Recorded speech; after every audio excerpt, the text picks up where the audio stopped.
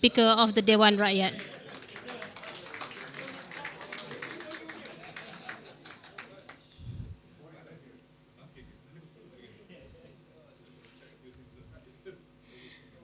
I would like to invite all the three speakers.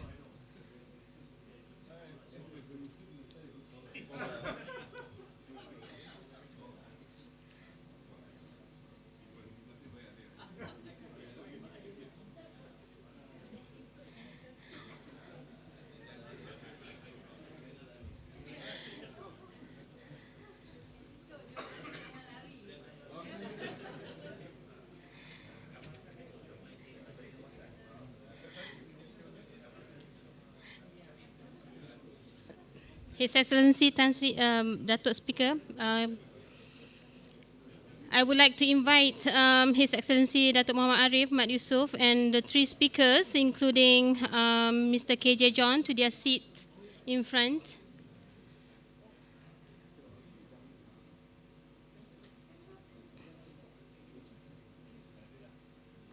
Okay, okay. I think we should start. Yeah, thank you. First and foremost, please stand for the national anthem. Okay.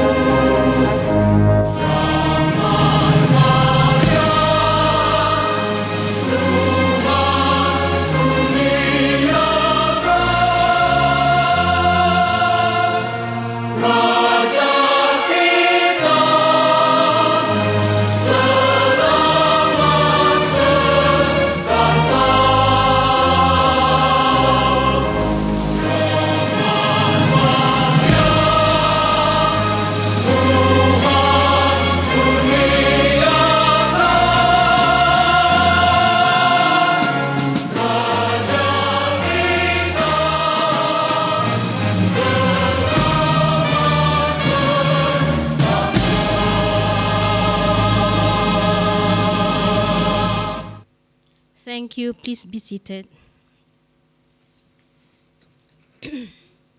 His Excellency Datuk Muhammad Arif Mat Yusof, Speaker of the House of Representatives, Honorable Ahmad Fahmi bin Muhammad Fazil, Member of Parliament for Lembah Pantai, Datuk Baskaran Pillai, Mr. KJ John, students of Royal Military College, distinguished guests, ladies and gentlemen. Assalamualaikum warahmatullahi wabarakatuh and selamat sejahtera. Good afternoon. On behalf of Parliament of Malaysia, I would like to welcome everyone to this forum, Leadership with Excellence Dialogue, Perspectives from Three Parliamentarians. I believe everyone's anticipating an interesting and informative dialogue today. But before that, there are speeches to be made and to be heard. Without further ado, I would like to invite Ol Putra Datuk Baskaran Pillai to the rostrum for his welcoming speech.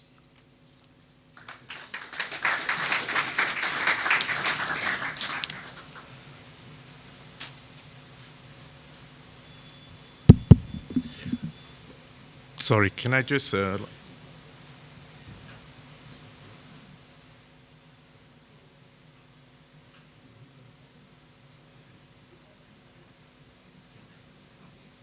just to announce, Senator Madam Batmawati just arrived. Yang bahagia Datuk Muhammad Arif bin Muhammad Yusof, Speaker Dewan Rakyat Malaysia. Yang berhormat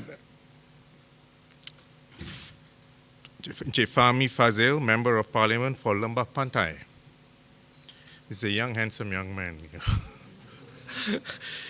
Yang berhormat Senator Batmawati Krishnan, Ol Putra KJ John, who shall be our moderator today, Before I begin, I would also like to mention the presence of Brigadier General Arshad Raji, the brave leader of patriots.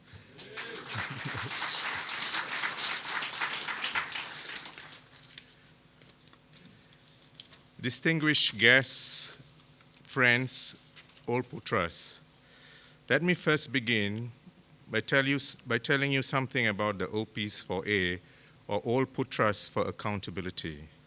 The OPs for A comprise of an informal group of alumni of the RMC who are primarily interested in the promotion of a good governance agenda that prioritizes accountability and transparency for the benefit of the people of our young nation. With this objective in mind, the theme and focus of all OPs for A events will highlight the need for improved accountability and transparency in all areas of government administration. We are an apolitical advocacy group.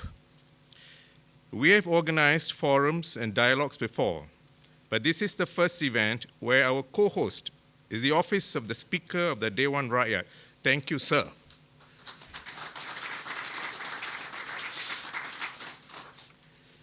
Now, touching on the topic of the dialogue today, which is leadership with excellence, let me begin by asking a question. Why is it that a country rich in abundant natural resources, including petroleum, valued at hundreds of billions of ringgit, and blessed with excellent people, excellent human capital, finds itself in a situation where we now owe more than $1 trillion in debt? The people are divided like never before in our history, and politics is practically in shambles to some extent. Have we lost faith in the institutions of government? Fortunately, we have got rid of the old government, but we are still not sure of the new administration, who are yet to prove themselves. The country is in a crisis mode. We are at a crossroads. The reason for this largely is weak, self-serving, corrupt leadership that has led the nation down the path of near destruction. We have had dishonest people who have stolen billions from the Rakyat. That's a fact. People have been, because of corruption, murdered. Mismanagement in nearly every area of government. Education and professional standards have been lowered. Worse than corruption, some leaders have divided the people. Instead of unity, we have discord, race and religion used as political tools. Let us now take a look at some of the world's greatest leaders and look at what made them great. If you Google the greatest leaders of the world, there's a ranking based on people voting from all over the world. Why were they considered great, excellent leaders? We start first with Abraham Lincoln. Is this working with you? Yes. That's a nice picture of Abraham Lincoln. I hope most of you have seen the movie. It was a wonderful movie. He was brave, courageous. His greatest achievement was abolishing slavery and preventing the breakup of the United States of America. He had high moral standards. He read widely, believed in forging consensus. This issue of moral standards and morality is to do with principles governing what is right and wrong, good and bad. If we don't know that, what is right and what is wrong and good and bad, then that's a big problem. Then we don't have moral standards. Yeah, again, he believed in forging consensus. His war cabinet had members of the opposition in it. He was so brave to fight slavery in the southern states. He said slavery must be abolished. He introduced the 13th Amendment, which abolished slavery in the US forever. And this a few hundred years ago. Two armies, the Union soldiers of the North and the Confederates of the South, fighting. The final battle was Gettysburg. Friends who had gone to West Point were fighting each other. Grant in the north and Lee in the south. Brothers were fighting against each other. That was the American Civil War. Hundreds of thousands died. And here was this man who said, we will fight, we will preserve this union, and we will abolish slavery forever. He paid with his life. He was assassinated. That was Abraham Lincoln. And the next one we would like to look at Mahatma Gandhi. Just read what he said. I cannot teach you violence, as I do not myself believe in it. I can only teach you not to bow your heads before anyone, even at the cost of your life. He said you can torture him, but you cannot have his will. And he will not use violence against the British. And he wore very simple clothes. He went to London wearing a dhoti. Churchill didn't like that. He was not properly dressed. But anyway, Mahatma Gandhi, leader of the Indian independence movement, believed in non-violence, preached that truth has a power of its own and eventually will win.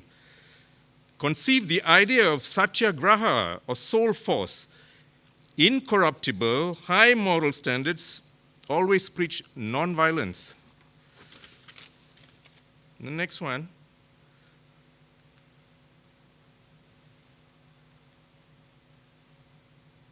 We're not yet at, this one. Gentlemen, this is a very controversial figure. Mustafa Kemal Atatürk, excellent general, soldier, saved the Turkish Republic when it was going down in the 20th and 19th century, where the Ottoman Sultanate was corrupt. Turkey was losing all its wars. He entered a military school at the age of 12. After that, he went to a military college. He fought the Australians and New Zealanders at the Battle of Gallipoli and defeated them. The first Asian general to beat a white army. Battle of Gallipoli, it is commemorated every year. Anyway, he was known as Atatürk, father of modern Turkey, saved Turkey during the period of the collapse of the Ottoman Empire in the 19th and 20th century. He was a nationalist, loved his people, military commander of the highest caliber, charismatic leader. He said religion and government should be separate. Do not mix religion and politics. As I said just now, defeated the Australian and New Zealand forces at the Battle of Gallipoli. He created 28 military schools, and he said he will use them to change Turkey forever. We have one Royal Military College here. Mustafa Kemal said we need 28. And he built them all across. And the graduates of these military colleges were called the Young Turks. This phrase then became very famous. Anywhere where you have young people trying to change things, they say these are the Young Turks. A very powerful personality. But he's controversial for other reasons. But no questioning his leadership, his military expertise, and his intelligence. Very forceful. Respected, sorry, we haven't come to that. Yeah, the next one.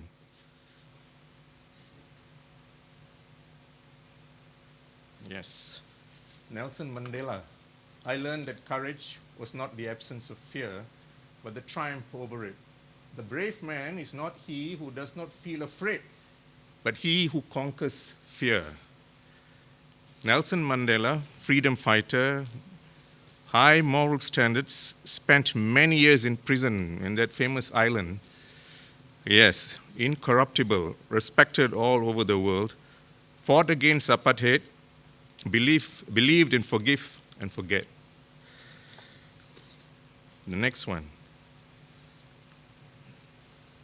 This is a very interesting character. Those of you who are familiar with Mughal history, this is not Shah Jahan who built the Taj Mahal. This is the great Mughal emperor Akbar. He was called Akbar the Great. United his people. His administration was made up of the best talent in his kingdom, regardless of race and religion. And this was 400 years ago. Abolished discriminatory taxes based on religion, created equitable wealth distribution, loved and respected by his people. This is an amazing story. Those of you who know Mughal history, it starts with Babur, Humayun, Akbar, Jahangir, and so on, and Shah Jahan, and then Aurangzeb. But he was the best. You know, all the people loved him. Makes excellent reading. Next one.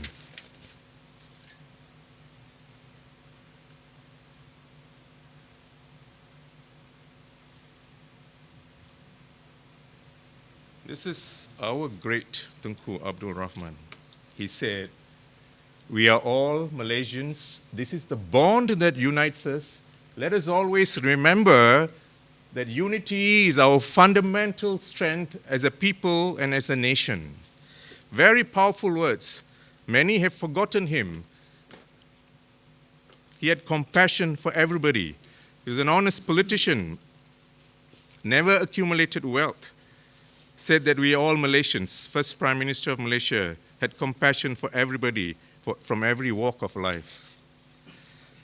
Next one. I always think there's somebody clicking the thing. Yes, our own current Prime Minister, Tun Dr. Mahathir. Our Prime Minister for 22 years before, coming back again now as Prime Minister. He's a very strong leader, highly intelligent. We have to, this is his second chance actually. Second term. We have to, no, sorry. We have to wait and see what changes he brings about this time. This next one is the most interesting of all.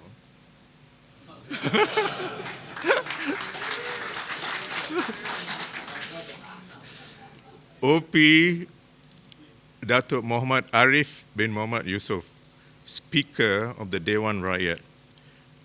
We are very proud of him. He has brought dignity and respect to the office of the Speaker of the Dewan Rakyat. Please give him a clap for that.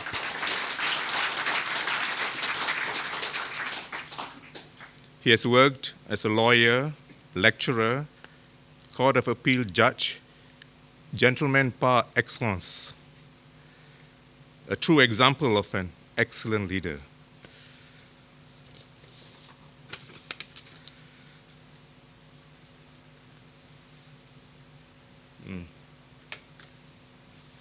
I don't know how many of you recognize him. Last but not least, I would like to talk about the late OP Jalil Ibrahim. He's from RMC. He was murdered in Hong Kong in 1985. He was sent there to investigate corruption involving Bumiputra Finance Malaysia, a subsidiary of Bank Bumiputra. We shall never forget him, even for the current boys there. This is one man who sacrificed his life just investigating corruption. Corruption is a cancer. It destroys people, it destroys societies, and it destroys nations. We shall never compromise, and we should never compromise in ensuring that we select honest leaders with integrity. With that, I end my short introductory remarks and hand over to our Dato' Arif for his introductory speech now. Thank you very much. Karan. Sorry. Next, I would like to invite His Excellency Datuk Muhammad Arif Mat Yusof to say a few words. Thank you.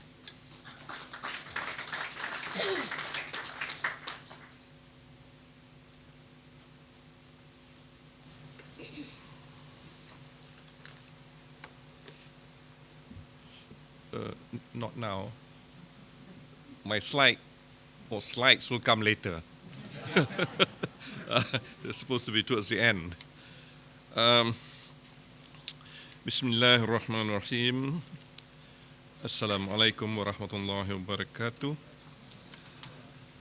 Alhamdulillah Rabbil Alameen. Wassalatu wassalamu ala Sayyidina Muhammadin ashrafil anbiya wal mursalim wa ala alihi wa sahbihi ajma'in. And a very good afternoon to all. I will not repeat the salutations. It's quite long, so I'll just use the traditional parliamentary formula. Saya masukkan ucapan ini dalam ucapan saya.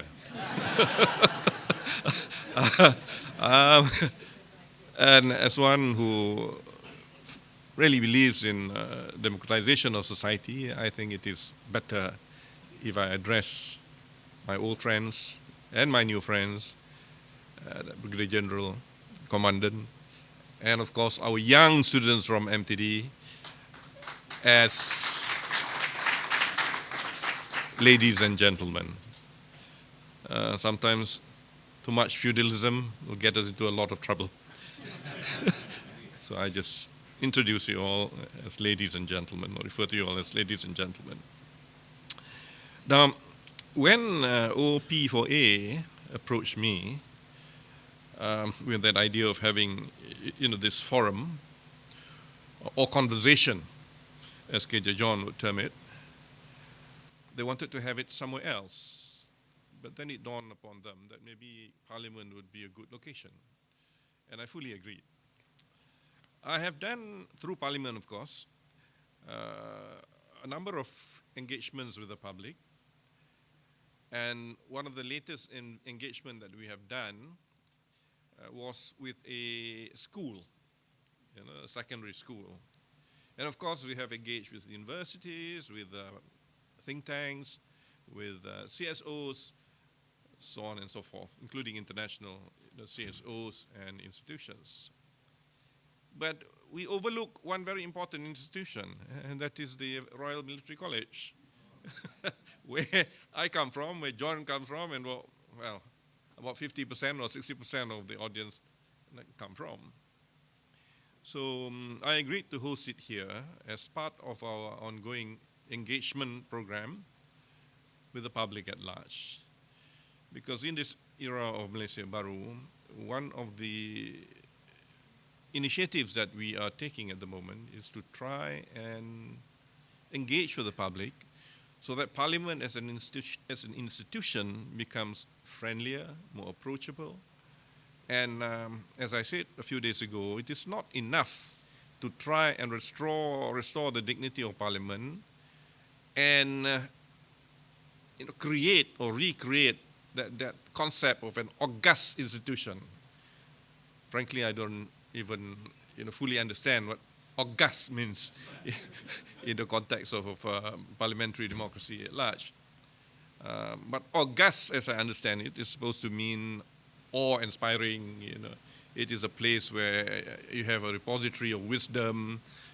Quite often it is not. It is a place of squabble and so on and so forth. But we'll get into that later, maybe.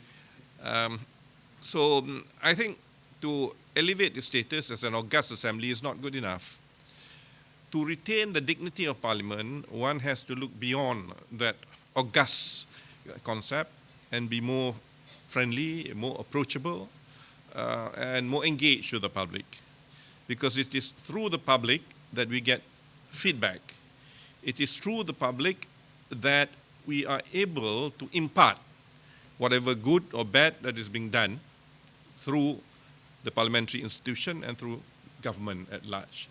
So this aspect of it is very important, and it counts as one of our pillars for reform at the moment. So I keep repeating this everywhere I go. Parliament is not only a place to make or unmake laws or to amend laws, it is much larger than that. Quite often we lose sight of it. So here we are, gathered about 100 odd persons here, which is also beyond our expectation. When we first started, we were hoping for maybe 30 to be present, spearheaded by this dubious organization called OP4A, of which I'm a part. I'm also guilty of leading to its formation, but this was before the general election and so on and so forth. So I think it is still a good idea, to have, a very loose grouping of OPs who will be part of the mechanism of check and balance. So please, if Parliament does wrong, and we sidetrack, OP4A is free to criticize us. In fact, one of the good things they did a few months ago was to publish a report on parliamentary reform. I was astounded. They managed to come up with proposals for parliamentary reform. I incorporated some. Of course, some I couldn't incorporate because they were a bit too modern, too far-sighted, not for now. But certainly, thank you very much, OP4A, for producing that report, which we have filed together with the other reports by more august institutions, whatever. But these are the things I think we'd like to see happening in the new democratic environment, and most particularly in Parliament, where we are. Of course, it will take time, because it will involve a cultural change, and leadership culture is part of the cultural change. There's so many things that have gone wrong in this country, and there's so many things that require to be remedied. And of course, one would like to think that we are doing it the right way, but this is democracy. We should know that there are limitations to the things that can be done. There will be mistakes made along the way, missteps along the way, and so on and so forth. This is why we need a vibrant parliamentary democracy, a vibrant parliament, greater feedback from the public. And I am, and many in parliament, believe very fervently in the concept of having committees. Because we cannot proceed as a parliament in the old mold. We need to have committees. Everywhere in the world, committees have been set up. We need to have committees here. So we have set up 6 pioneer committees. There will be more to come, but we need to persuade the powers that be that we really need more committees. At the moment, as we speak, maybe we need 3 more committees, so that each committee will have an oversight over certain aspects of government. And it will be through committees that the work of government will be inquired into, questioned thoroughly, and hopefully in the moderate term, if not the near term, we'll have a more vibrant parliamentary environment, and everyone will have a chance to come before a committee and have their input into government through parliament, which is what we're trying to encourage too. To give you one example, only a few weeks ago, the public was in some outcry over the report published by Suhakam on the enforced disappearance matter. We have a report done by Parliament, and I'm very glad to note that one of the committees took the initiative to engage with one of the families, and we take it from there. You can't expect the entire Parliament, the House, to discuss this matter through a debating process immediately, but no. But through the committees, we will create a beginning, get the dialogue moving, get a report published perhaps and tabled in Parliament. I hope the committee will do that. And there will be an ongoing process of engagement. Some have been invited to brief committees, but in one particular instance, the Budget Committee. You'll be glad to note that our own OP, the famous Professor Jomo Sundram, OP Jomo Sundram, was invited to brief the Budget Committee. So, Parliament will then have an alternative view of what needs to be done economically, or socially, or politically. This will lead to a more vibrant environment. And I think this is what we are doing also today, but not through a committee, but through engagement. And we should keep on doing this. I've got no slides to show as yet, so I shall incorporate even that aspect into my speech. So anyway, I don't propose to talk at length. I just want to introduce you to Parliament. So to those who have not been to Parliament, welcome to Parliament for the first time. To those who have come to Parliament, welcome again to Parliament. And to our young green blazered students, we are so glad to have you here. And of course, the Commandant. I must make mention of Brigadier General Commandant. I emailed the Commandant at the very last hour. But thank you, Commandant. You have managed to gather all the students here, and the staff members are also here. Yeah? And this is what we like to see. The topic is a very good topic, leadership with excellence. I don't know what KJ John is going to talk about. he chose the topic together with OP4A, but he told me it's going to be, in the nature of conversations. So conversations means he'll do much of the talking. Anyway, it is good. I think the idea, correct me if I'm wrong, John, is to have a conversation with those present. So we'd like to have your ideas too. To see what is leadership. And many of you are leaders in your own right. I take members from Patriot, for instance. I think the nation owes you all a debt for being so principled before the general election, and even now. This is Malaysia, new Malaysia, showing its true potential. And with that, I think I'll end this very short speech, or moderately short speech, and I'll hand back to the MC. Thank you. Yeah. Thank you, Mr. Speaker. Distinguished guests, ladies and gentlemen, we will now begin the dialogue session. I would like to invite His Excellency Datuk Muhammad Arif Mat Yusof, the three speakers and moderator, Honorable Senator Batmawati, Honorable Tuan Ahmad Fahmi, Datuk Baskaran, and also Mr. KJ John to take their seats in front. Please.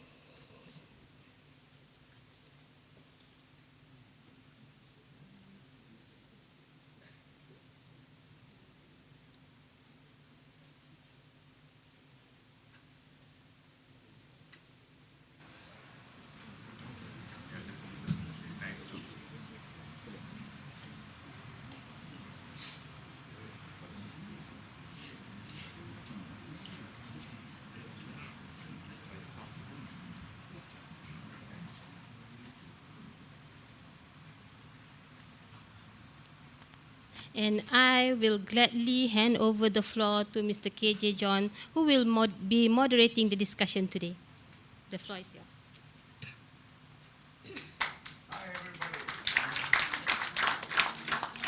This is genuine. Speaker on. That's why they call me speaker. Okay. This is the conversation part. If you realize, Arif used the word, pardon me, I'm done with formalities, okay? Those who know me know that I rejected formalities ever since I left the civil service. The other day I was dressed up with a tie. My wife said, what are you going to do? She's getting worried. But Arif used the word engagement. Think about it. At forums that we normally have, there isn't much engagement. So for this event today, we suggested the word conversations. Let me tell you, start with a story, little story, especially for the 30 boys and one teacher who is prominently visible here. I want to recognize Mr. Chakravarti. For those who don't know who he is, he's the one who wrote the letter to the lawyer, another OP. So, first time, if I'm not wrong, first time some of us were here at age 17 or 18 was in 1968. My classmates, Arif included, were here in the public gallery watching the parliament session. Muhammad Saleh saying I was here too, okay. So, at the young age of 17 or 18, we had that first impression. That's what we hope will pass on to the young OPs who are here. We want you to come and sit in parliament in the future. Okay? Catch a vision of that. Because what that requires is next 20 years of hard work on your part, not just ours, okay? The second idea was I came here once in 2005 before the Parliamentary Committee on Integrity. Seriously. And recently, Dr. Sulaiman Abdullah met my son and said, your dad was before me in that committee. I present before the committee. So I joked with Dr. Sulaiman. I said, why didn't you tell him who was the first presenter? The first presenter was Mr. Lim Guan Eng. So there was a second opportunity, and I wrote a long paper about it, and I'm not sure whatever happened to it because I don't think a report ever came out because halfway through that, the minister resigned, and another of our classmates became the chairman of Integrity Committee. Okay. The third time I was here was, Dr. Rosmi remembers this, I came here to suggest to Parliament in a public setting, in a setting of hearing, that we use our home address to register voters as opposed to allowing us to balik kampung to vote. In short, the argument is, if I stay here and I pay taxes here, why should I vote somewhere else? I should begin to engage with my neighborhood. And that's the last story. And let me tell you the positive side of that. Because I've been living in my area for about 35 years, the same Kampung Tunku, next week I'm meeting the OP mayor of MBPJ, who is also an old boy, Kebetulan, okay? He's just been appointed. And I'm going to give him a lot of feedback about what has not happened in the area. Friendly, conversation only, okay? So with that, let me start. Dear panelists, I had sent you a set of questions by email about leadership and excellence, but I think that's been overtaken by an outstanding lecture from Dato' Bhaskaran just now. And Speaker Arif raising the virtues of what new governance looks like. Now moving forward, I want to invite you to shape your answers to these sets of questions. I have 4 questions which I'll go quickly around. That's what the conversation is. Each has 3 minutes, and Anand is keeping time, so timekeeper Puada. Okay, and you just take 2 to 3 minutes to answer the question. When the beeper goes, you go 1 minute left. We'll go 4 rounds of that, and then the rest goes to open questions for everybody from the floor. Okay, there was a sample run, right? Okay, and to recognize 2 people along the way. One is, I'm going to embarrass him, O.P. Gajan Singh. Sorry, you have to stand up, Gajan.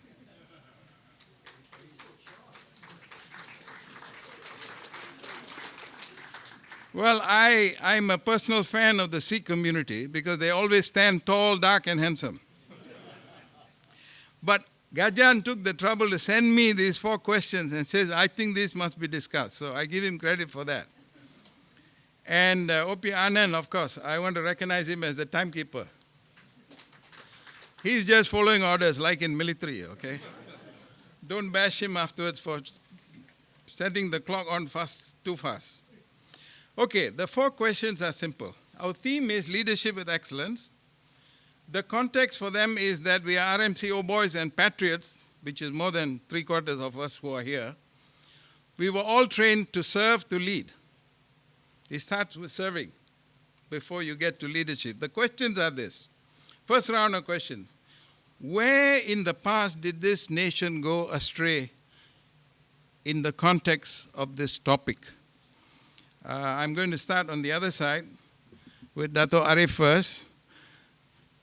That's the question. Please, there's a mic for each of you. Please take the mic and feel free to give your answer.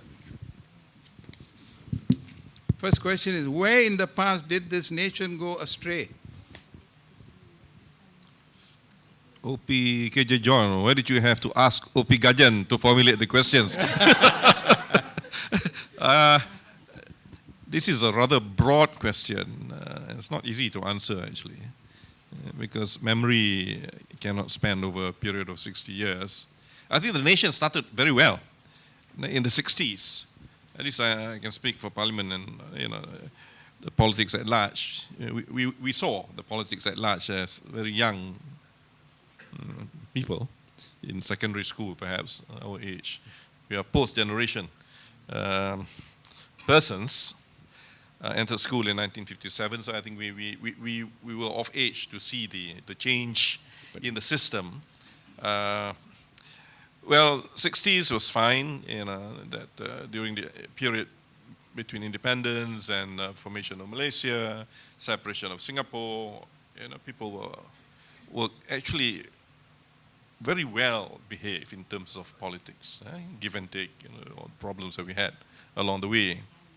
But somewhere in between, I think we bungle a bit in terms of having the proper parliamentary culture, the proper political culture, but we had very good leaders. Actually, we had very good leaders. We had Tun Hussein On, of course we had Tun Razak, we have, of course, Dr. Mahathir then, and Abdullah Badawi, who was a very honest man, really, even come to think of it. But I think it's not the fault of the leaders, during that period. It's not the fault of the leaders. It should be the fault of the Rakyat, who simply forgot the value of democracy, specifically parliamentary democracy, and we didn't train sufficient crop of middle-range leaders, and we forgot about the civil service. Civil service started as a core institution, beholden to none, but somewhere along the way it was in a way abused, so that became a puppet of the political masters. All right? I think that's where perhaps, I'm not sure, this is just speculating, perhaps we went wrong. But of course, towards the end, and I think you all know what I mean, towards the end, everything went haywire. And corruption, lack of transparency. We were sliding down the road of authoritarianism. Some people may disagree, but there were the signs there. And we should be very happy that last year we had a change of government to usher back the old idea that government must rule for the public good, and if government does not rule for the public good, then change the government. There's nothing wrong with that. So I think the beeper has sounded. This is just like Parliament, I would be the one ordering. 3 minutes is up. I think that's much I can say. Thank you. I just want to add one idea, if you boleh, YB Fahmi. One idea is there is this idea that there is national interest and there is public interest. Can you think about that while you still reflect on the question, where is it we went wrong? I think Assalamualaikum, Salam Sejahtera, thank you for having me. I think one of the slide started when we have this idea of Melayu Baru, the idea of the nouveau riche, the concept that we can get rich fast, that help perpetuate, I think, the kind of corrupt values, because it's becoming more and more evident that it's difficult to survive in a place like Kuala Lumpur if you're clean, and that idea stuck to certain people. But if you ask me things, I agree with Dato' Arif that when it comes to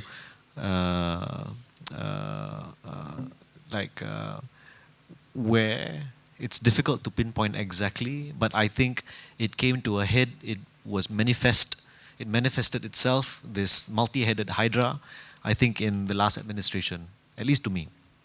I know that the stakes were extremely high, and I often consider von Clausewitz's seminal book on war, that he said war is the continuation of politics by other means, but I am wont to think that politics sometimes is the continuation of war by other means. Having said that, I think Malaysia, we are a very peaceful country, we are very peaceful people. I think we understand what is in the public good and in the national interest. And we've seen, even though in 1969, I never lived through that, obviously. I was born in 1981, the year that Dr. Mahathir came to power. But generally, the kind of conflagration was historically localized in Kuala Lumpur, certain urban areas, and you didn't see that very much in many other places. So I think we understand, Malaysians in general understand that we want to live peacefully with each other. But there are people who take advantage because of the kind of pathway enabled by corruption, and people who have power oftentimes feel difficult to relinquish power. And I feel that some of the reforms that we intend to pass through Parliament, by ensuring that the Prime Minister can only hold on to his position for 2 terms, although we need 2/3 majority for that, yeah? And we've seen how with Sabah and Sarawak, but I think that's an important thing for us to pursue.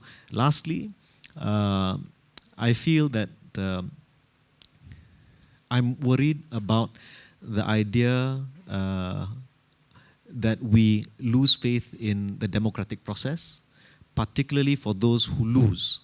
And this is very important because we've seen how democracy has receded in certain parts of the world, particularly more mature democracies. Yes. And if that were to be the case, those who would rally in the next few days, we want them not to pursue extra parliamentary processes in order to get what they have in their minds as their objective.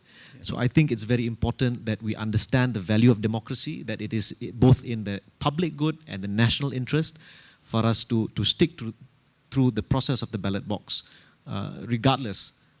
And I think Parliament and this august institution, this is my final point, can provide the room. And I don't mind being called the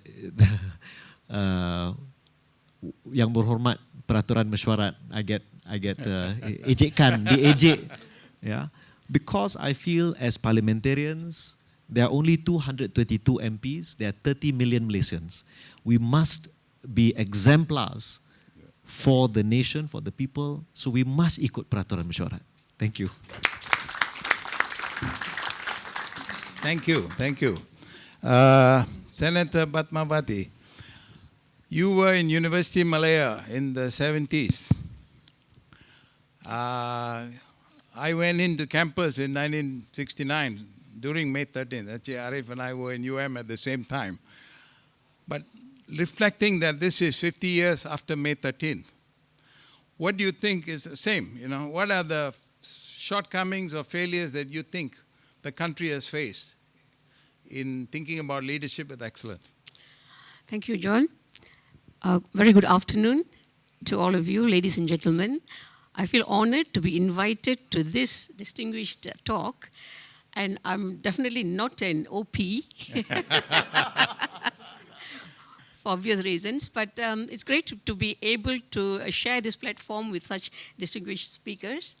And in the past, I've spoken only about disability issues, and I'm very, very interested. In fact, I'm also passionate about what goes on in this country and what happens to its people.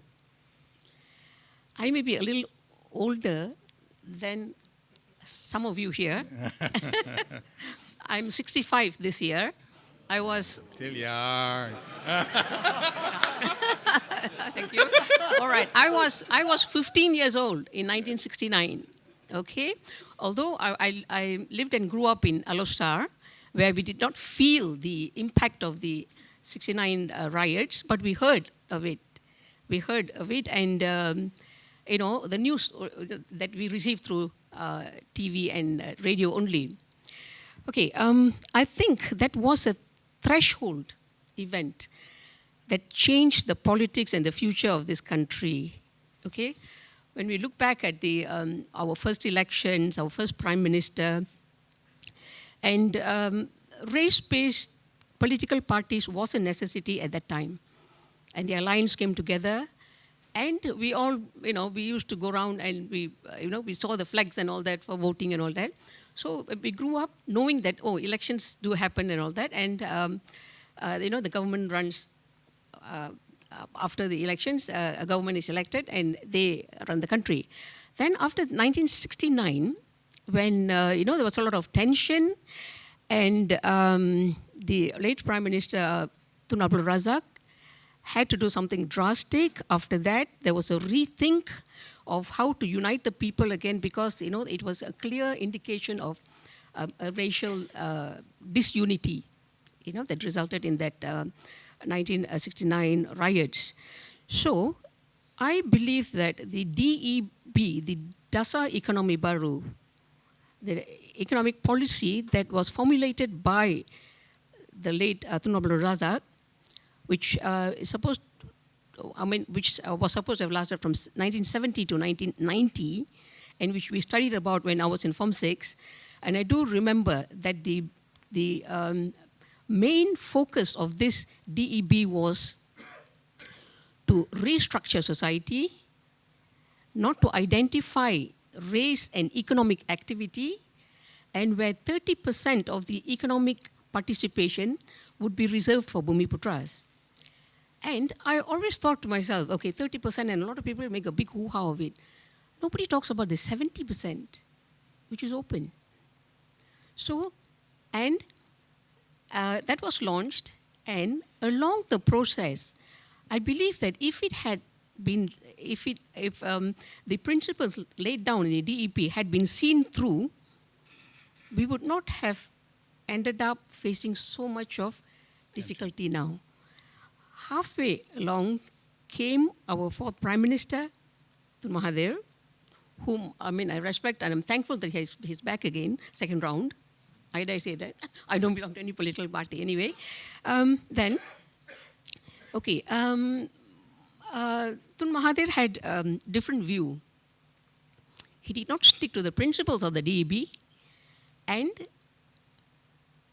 there seemed to be, he took things into his own hands, and he was more interested in creating millionaires among the Malay community, which he tried, and I think some succeeded and some did not succeed. And then, this is all from what I read and hear. So, that started a bit of, started to shake the economy a bit. Then again, other policies came along, and the BTN, Biro Tata Negara, was introduced in schools, and the civil service was, monitored and structured according to what he thought was right. So I think all these things contributed to Malaysia growing, slower, and racial polarization beginning to, take place in not so overt means, but covertly. There were a lot of undercurrents because of policies introduced. So then came, after that period, when he handed power to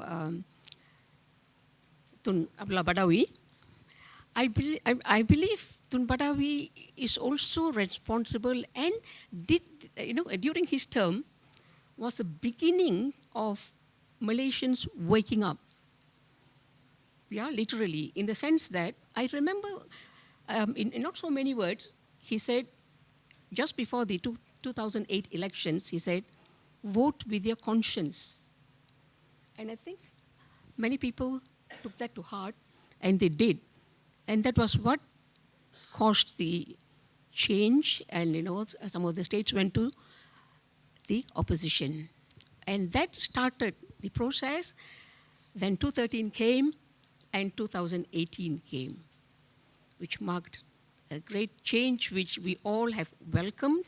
And I, based on my experience as a senator, I was appointed under the former administration, under the BN government. I came in 2013, and I can see the changes, even though it's less than a year, and we have met only, I think, 2 sessions, three sessions. I can see a marked change in the way the parliament is being run, thanks to the government for appointing Dato' Arif, who is a reformist, I believe. And I think we can already see the changes, how he is in the process of merakyatkan parliament. And Just a couple of days ago, I happened to drop by his office, and I didn't know, we ended up having a long chat, and we touched on so many issues. And I find that, even when we're talking about students who are invited to the parliament, in the past, they're just at the gallery, and somebody just stands up to announce they're the students here, and the business goes on as usual, and those students just watch and go back. But here I noticed, because I watch all the parliamentary proceedings, which is telecast live from home, and a change I saw when somebody introduced them. The speaker says, "Welcome to the parliament." He engages with them, and this, although it's a small move, it means so much to the children, and also it means so much to the people watching. And this is what we want, and engaging with the CSOs and the committees that Dr. Arif has mentioned. And I think we are on the right track to a better Malaysia. That's my view. Thank you. Next, we move on, and I want to put a bunch of words for Bhaskaran to build on the same argument and the question. Where did we go astray? And I'm just borrowing the words from what the senator just mentioned. These are the words: DEB, BTN, but I want to throw in also B40. B40 is the category who are supposed to be disenfranchised, and how do we bring them forward? Comment on that. 70-30 quota versus 10-90. There are people worldwide who are saying that the 10% runs 90% of the world. There's a whole new argument that's evolving in the extreme ends of the world. So can I invite Dato' Bhaskaran to make the comment? Thank you.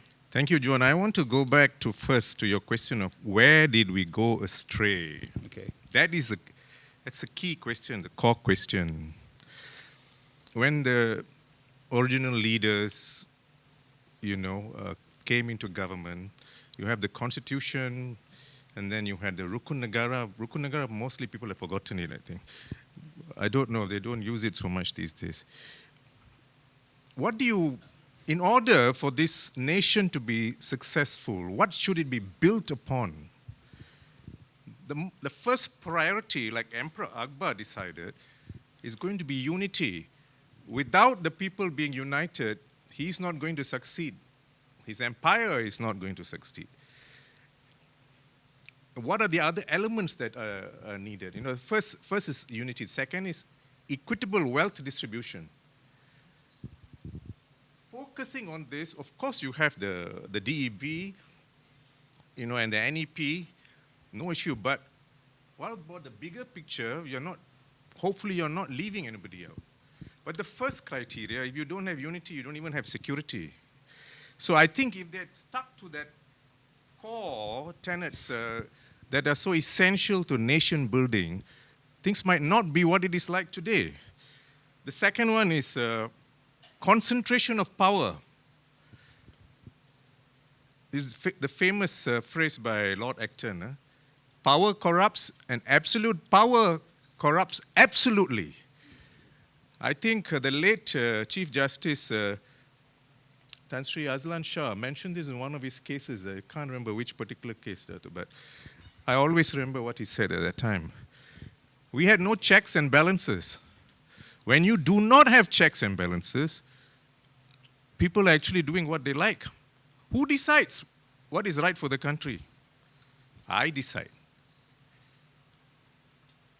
Siapa berkuasa? Saya berkuasa. And you don't question it. The parliamentary proceedings before our honorable new speaker was a farce. Parliament was a rubber stamp. You cannot discuss questions. You cannot discuss important issues. You cannot question the ministers. They will just say, I'm not answering your question, practically. I hope that has changed now with young Arif. Sorry. How you look at the British parliamentary system, Prime Minister's question time. I actually at one forum requested our YDP, Yang di-Pertua, Dewan Rakyat, whether we could introduce the PMQs like the British Parliament. We want to follow Masali a bit, but anyway, No, but he said our Prime Minister now, he's got too much work to do. He's stressed. You know why? Is that 3 minutes already?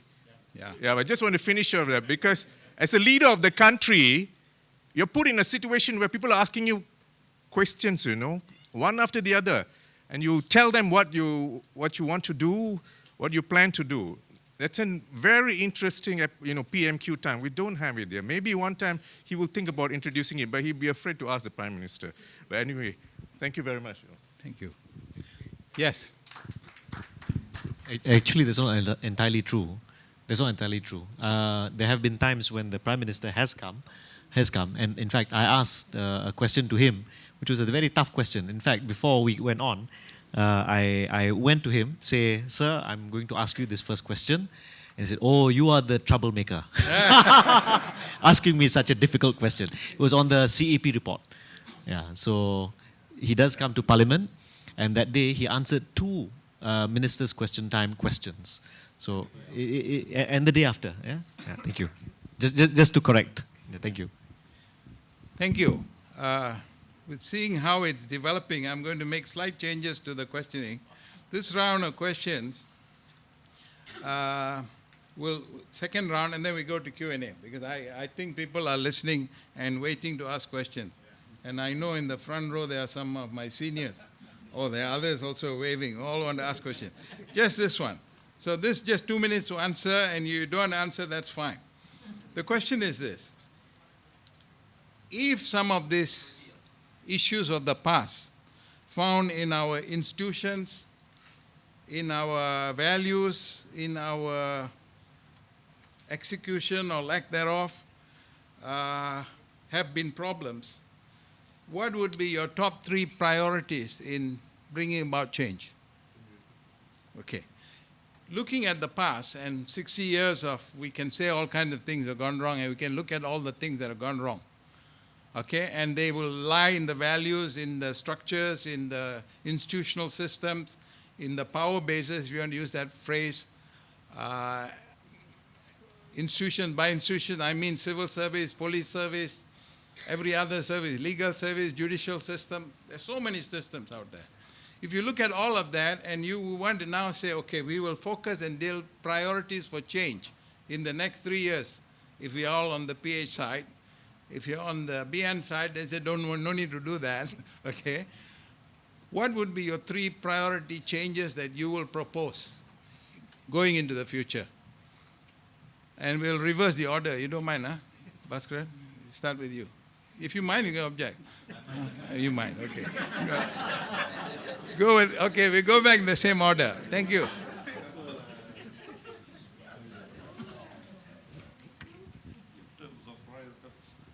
Of priority, I think the message that we are imparting now is the fault lies in the institutions.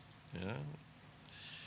Of course, we've been talking about parliament, we're talking about civil service in a way, we've been talking about leadership, topmost leadership. We have forgotten the judiciary. The judiciary is often seen as the last bastion of democracy. When everything else goes wrong, then you turn to the judiciary to correct the wrongs. And there has been a failure in the judiciary for a long, long time. Despite the grand words of power corrupts absolutely and so on, power corrupts absolutely, there have been just platitudes. You can find any number of cases where this is repeated over and over again. But you know what? This comes about because of culture. A culture which has undergone transformation. So even today, we can do whatever we can to strengthen institutions through technical means. Yeah. Appoint new guys, have new procedures.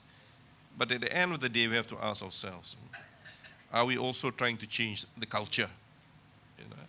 The rot comes about because people thought being rich is glorious. To borrow the communist slogan. But it has a part to play here too. Because suddenly we have a new policy, DEP, Bumiputras are given an avenue to accumulate so much of richness. And it became so intoxicated by it, and they became so intoxicated by it, to the extent that some became filthy rich, whilst the poor became very, very poor.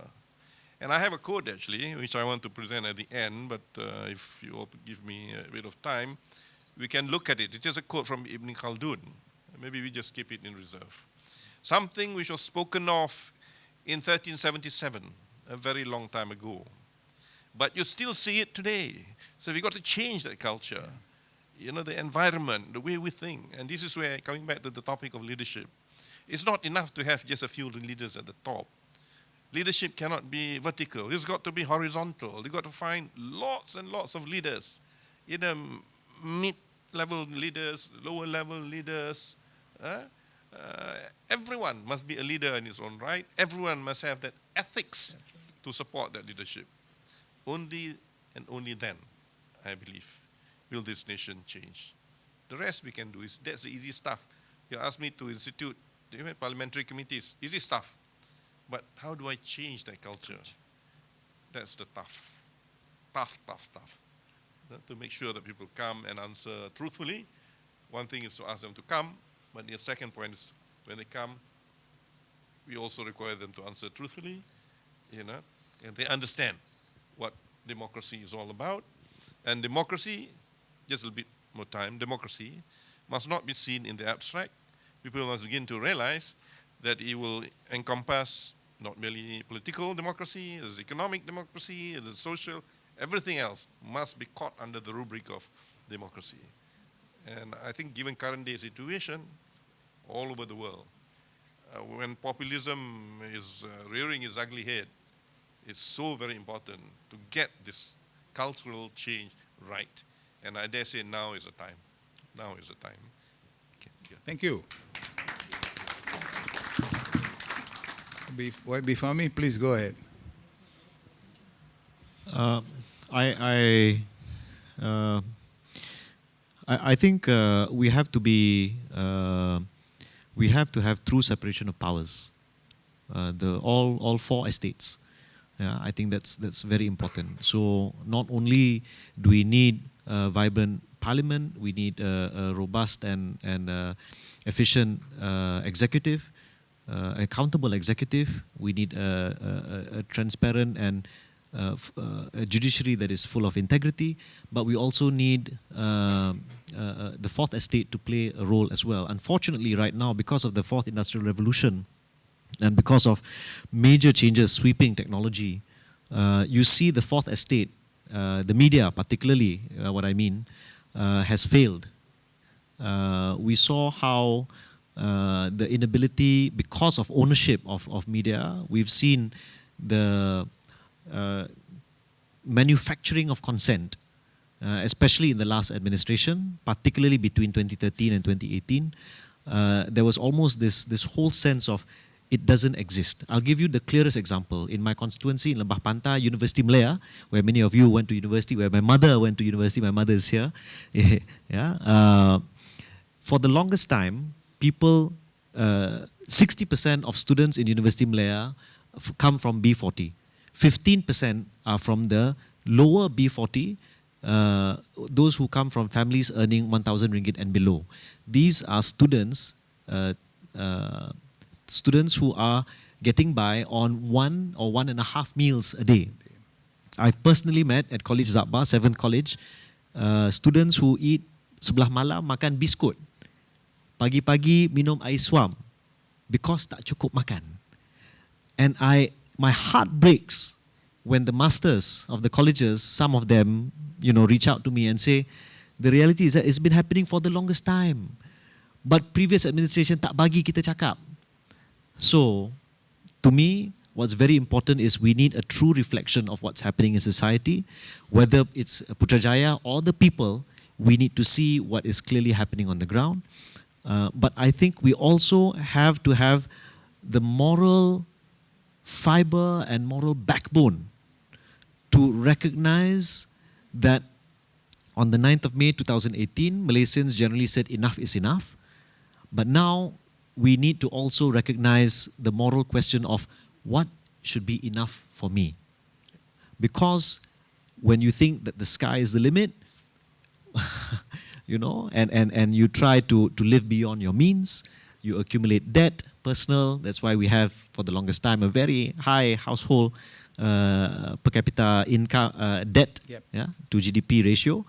But also at the same time, we need to, in order to reduce corruption, kita kena tanamkan balik. We have to instill the value of memadai.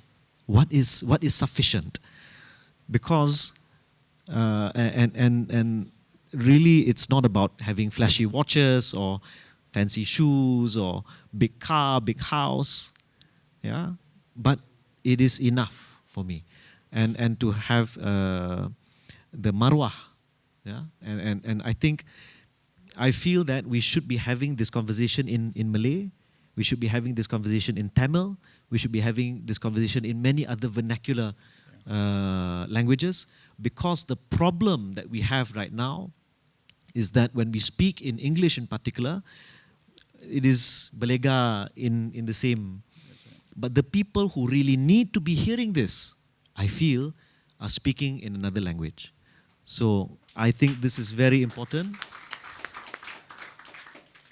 So, like I said, through separation of powers, I think we have to be cognizant of the power of language, and we need to arm all the young people to go out and speak about moderation, not only in terms of ideology, but also in terms of a way of life. Yes.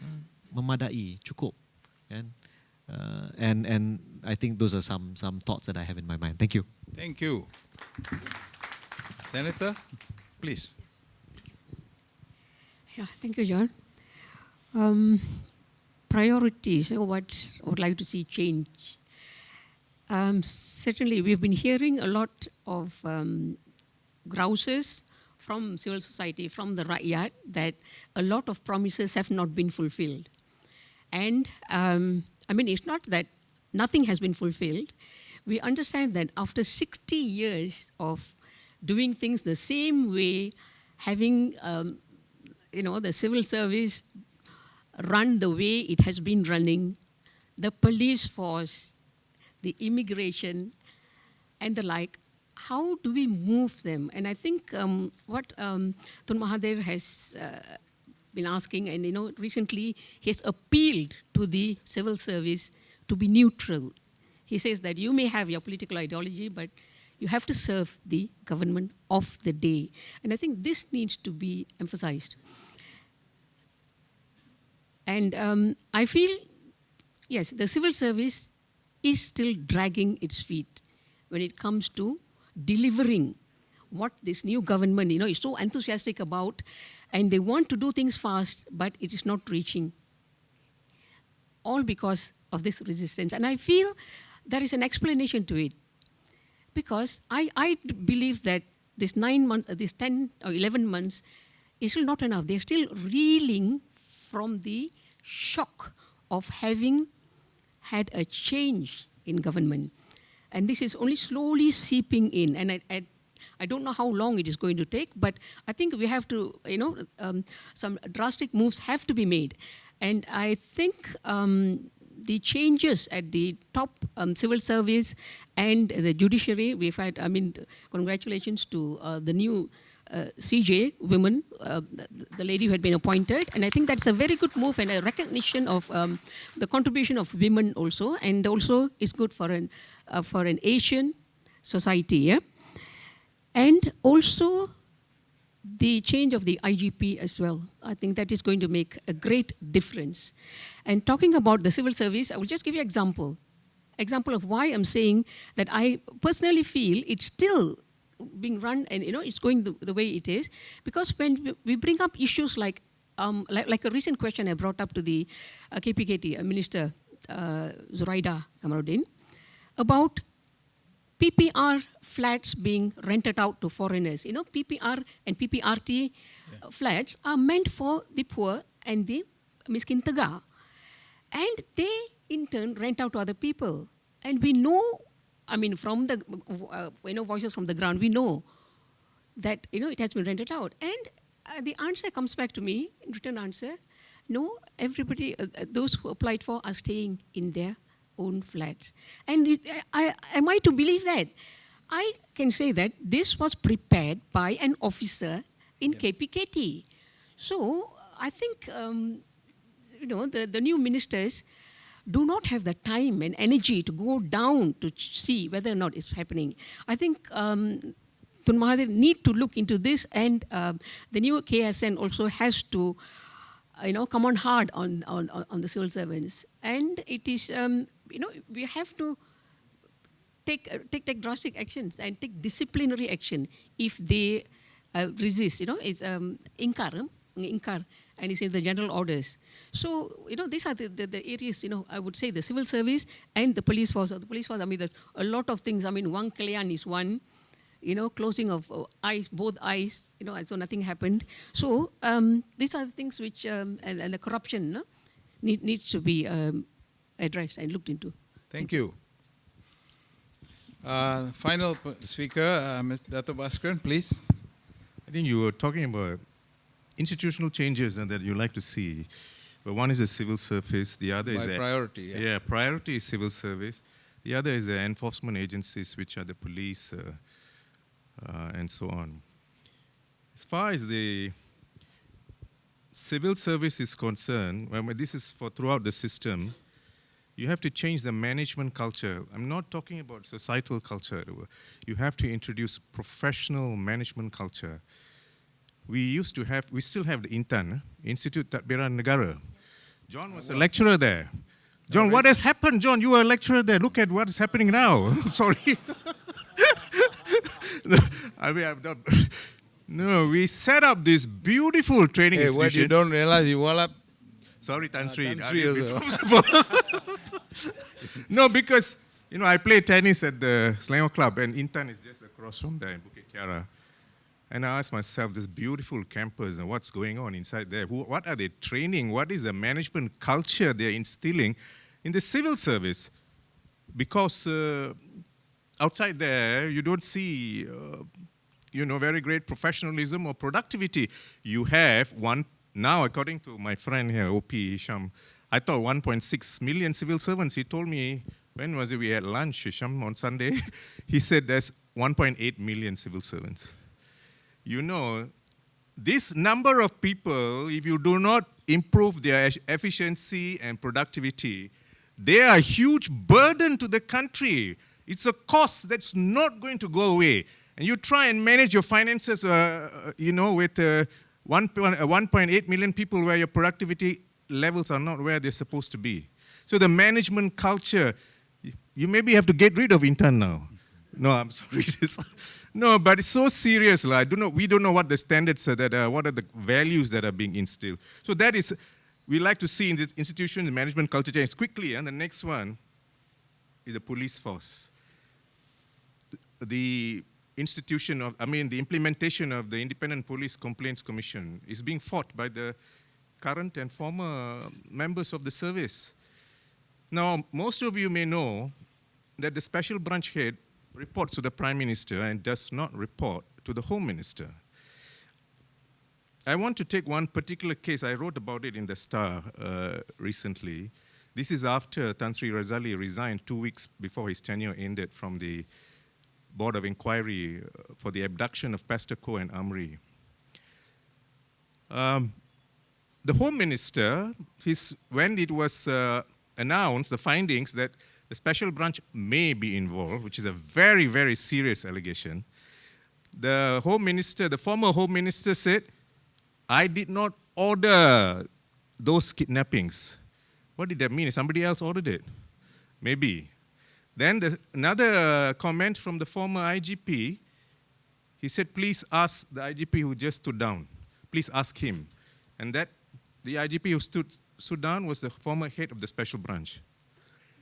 Now, if you have an enforcement agency or a secret police head who reports to the Prime Minister, then itself is it's not transparent and there's no parliamentary oversight. I think Dato' Arif knows about this very well. And then you find that they're implicated. People are being abducted from the street. We do not know whether they are alive or dead. That's a criminal act. If there's a government that condones criminal act, they're not fit to rule, you know. Who will have faith in such an agency that's supposed to protect you and me and your families? So the response has been, let the current IGP sort of just step down, and then there will be an investigation. You know, that is as far as the institution of enforcement is concerned. Sorry? Time's up. Sorry. Okay, I want to be fair. You all have waited patiently, so I'm going to address the audience now. These are some ground rules. We need some ground rules because, as I used to see in the old parliament, they stand up and then everything is about context for half an hour before the question comes out. Our rules are simple. Please introduce yourself. You have 1 minute to ask the question. Please direct the question. Yes, please direct the question. Sorry? 30 seconds you go. We're not trained speakers, so we'll allow 1 minute. But please get to the point and keep to the theme of leadership with excellence and anything that they have discussed just now. I'm sorry, but I will not allow a long runway question. Okay, some people need a long runway to land the plane, but not this place, okay? Just so stand up, speak up, and sit down. I didn't say it the other way, okay?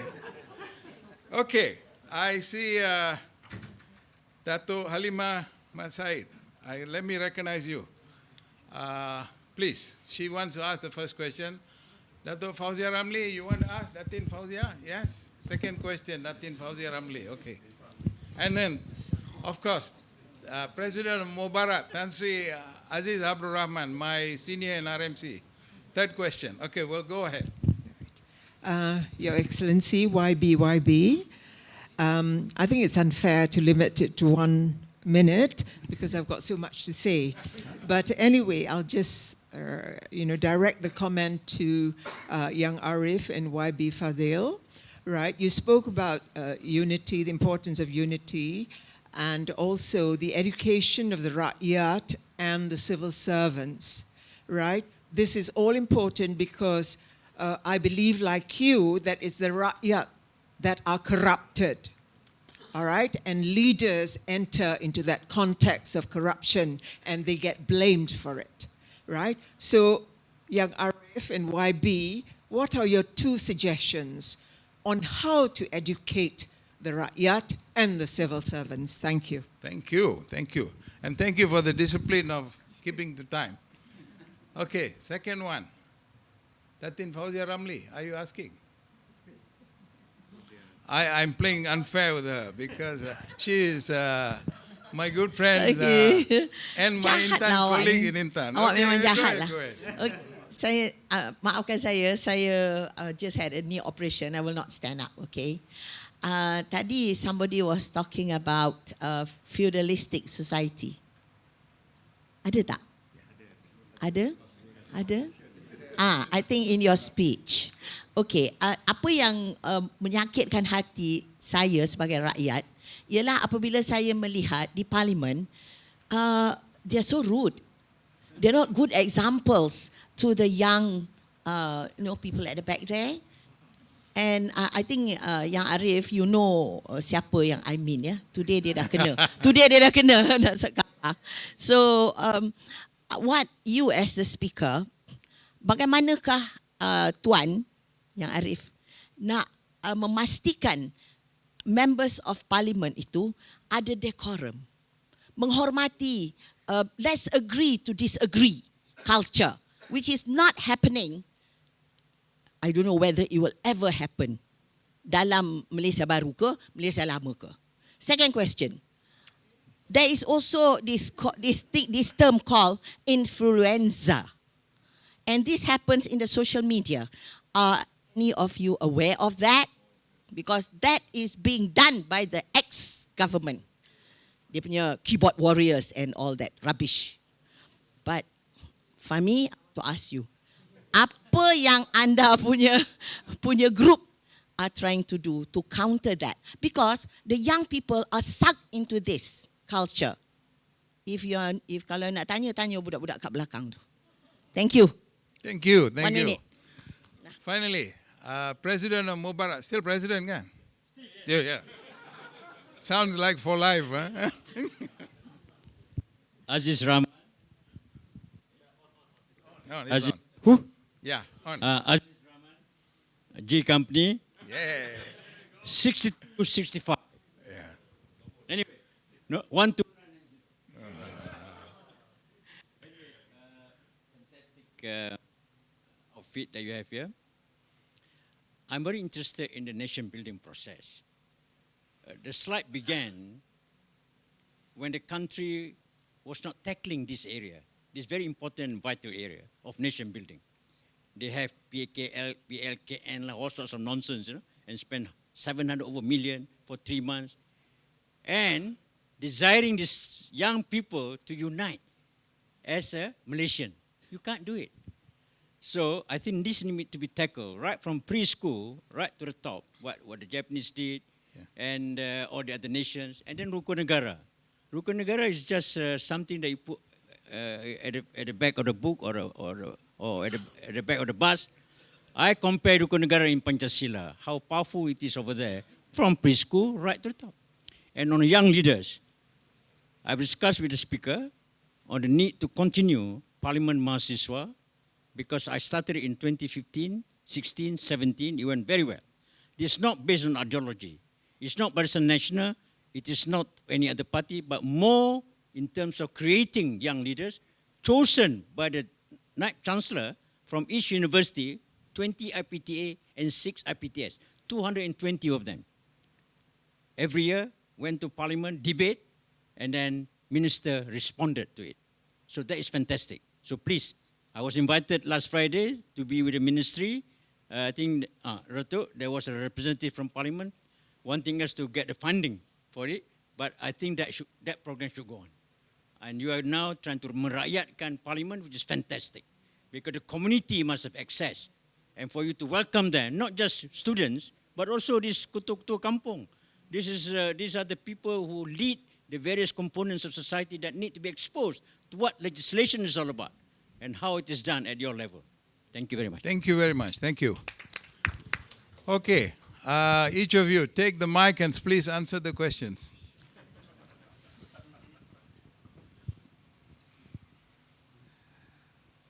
First question, what can be done to change the mindset, sort of? This will take time. And I fully agree, it all boils down to education. How do we shorten the time? Probably we'll need to talk to the educationists.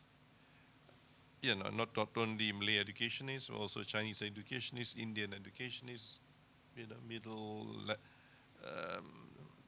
the more, let's say, pro-English educationists. Everyone must come together and see what needs to be done. There will be great resistance, no doubt. I mean, it has been done before, so no one can guarantee that it will succeed again. It will take time. But the idea is to broaden the middle path, I think. What we can do is to broaden the middle path with people like Patriot coming into the picture, OP4A and everyone else, and maybe have a few more RMCs where the culture is different, multiracial, boarding school. There's no reason why we cannot replicate the idea. You don't need to have a military school, whatever, but let's have more of such multicultural schools, not only just day schools, but residential schools where people can interact in greater numbers, and hopefully the enlarged pool will have an effect on the general pool of people outside. Now, so if you ask for what can be done in more specific terms, I find that very difficult to answer. But what I can do on the part of Parliament, what we can try to do, is to have through the committee system an access into less partisan engagement, discourses, discussion on national issues. Again, this one we cannot guarantee too. It's yet to be seen. It's work in progress. It has worked in other countries. This is to answer Puan Fauzia's questions. What can be done? Of course, Parliament at the moment can be very unruly at times, and it is worrying that of late they are getting a bit too racist in tone. the speakers are watching, Not to say that we are not Three of aware. them, yeah. Sometimes I think we need to take very drastic action because quite clearly this cannot be done. Calling people communists, or whatever, it cuts both ways. I'm not speaking merely for One side. for Pakatan Harapan. I'm also speaking against Pakatan Harapan and peace. Some are too racist, too antagonistic to the other side. This culture will have to change. We must have a more bipartisan, non-partisan really, approach to politics, and it is not something impossible to do. I can talk in a gentlemanly fashion with Aziz Rahman. Yeah. I know he's UMNO. But we engage. So what's the problem? We talk in terms of the national interest, not the limited, narrow, local or communal interest. By the way, yesterday I was at UIA. The topic was very good. GE14, or the post-GE14, issues and challenges or something. And of course, we expected the discourse to be moderate, intellectual, non-partisan. We got it to some extent, but there were two speakers who didn't follow the rule book. That surely cannot be tolerated. In the current scenario, they were still talking about the other side and bashing the other side, and not, completely within topic, because they get so emotional about it, so that the discourse becomes again partisan and communal. You have name calling again in a setting which shouldn't be the case. A garden of knowledge and ilmu and all that. But because it is so embedded, That's right. there is a tendency for people to act in that way. So this is where I think public interest groups should have a say. Maybe we should publish a list of MPs who don't behave. Let the public know. Yeah. Right? And let the public make plain to them, we cannot tolerate this kind of behavior. You know what they're thinking? They are thinking, some of them, not all. Most of the MPs are just like Fahmi. Great, they present the arguments well. But this tiny minority is going to spoil the system. Yes. And they're going to be the stumbling block to change. This is the danger. So let the public have a say. To them, perhaps, I do not know, you got to query them and ask why are you behaving this way.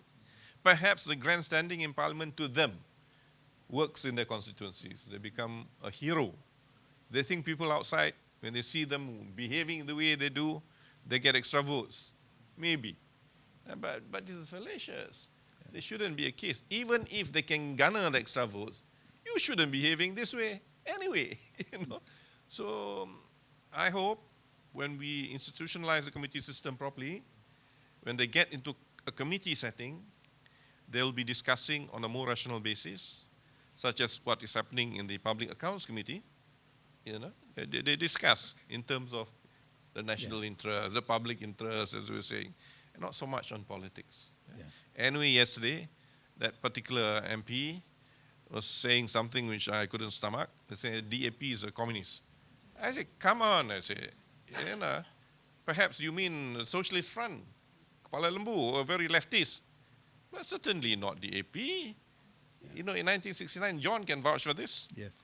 We were here in Kuala Lumpur and we got caught in the demonstration on 9th of May. That's right. I didn't see any DAP placards. I saw lots of Kuala Lumpur though. Yeah. And another party emblem, but not DAP. But you see, because of the dialogue that has taken place over the years, people believe in what they want to believe. That's right. And they repeat it in parliament. And that is the danger. They won't listen to you. They won't listen. Tarik balik and all that. They say, no, why should tarik balik? Why should I tarik balik? I didn't say this, I didn't say that. There's a great resistance to defend a particular position, which is quite often based on communal sentiment,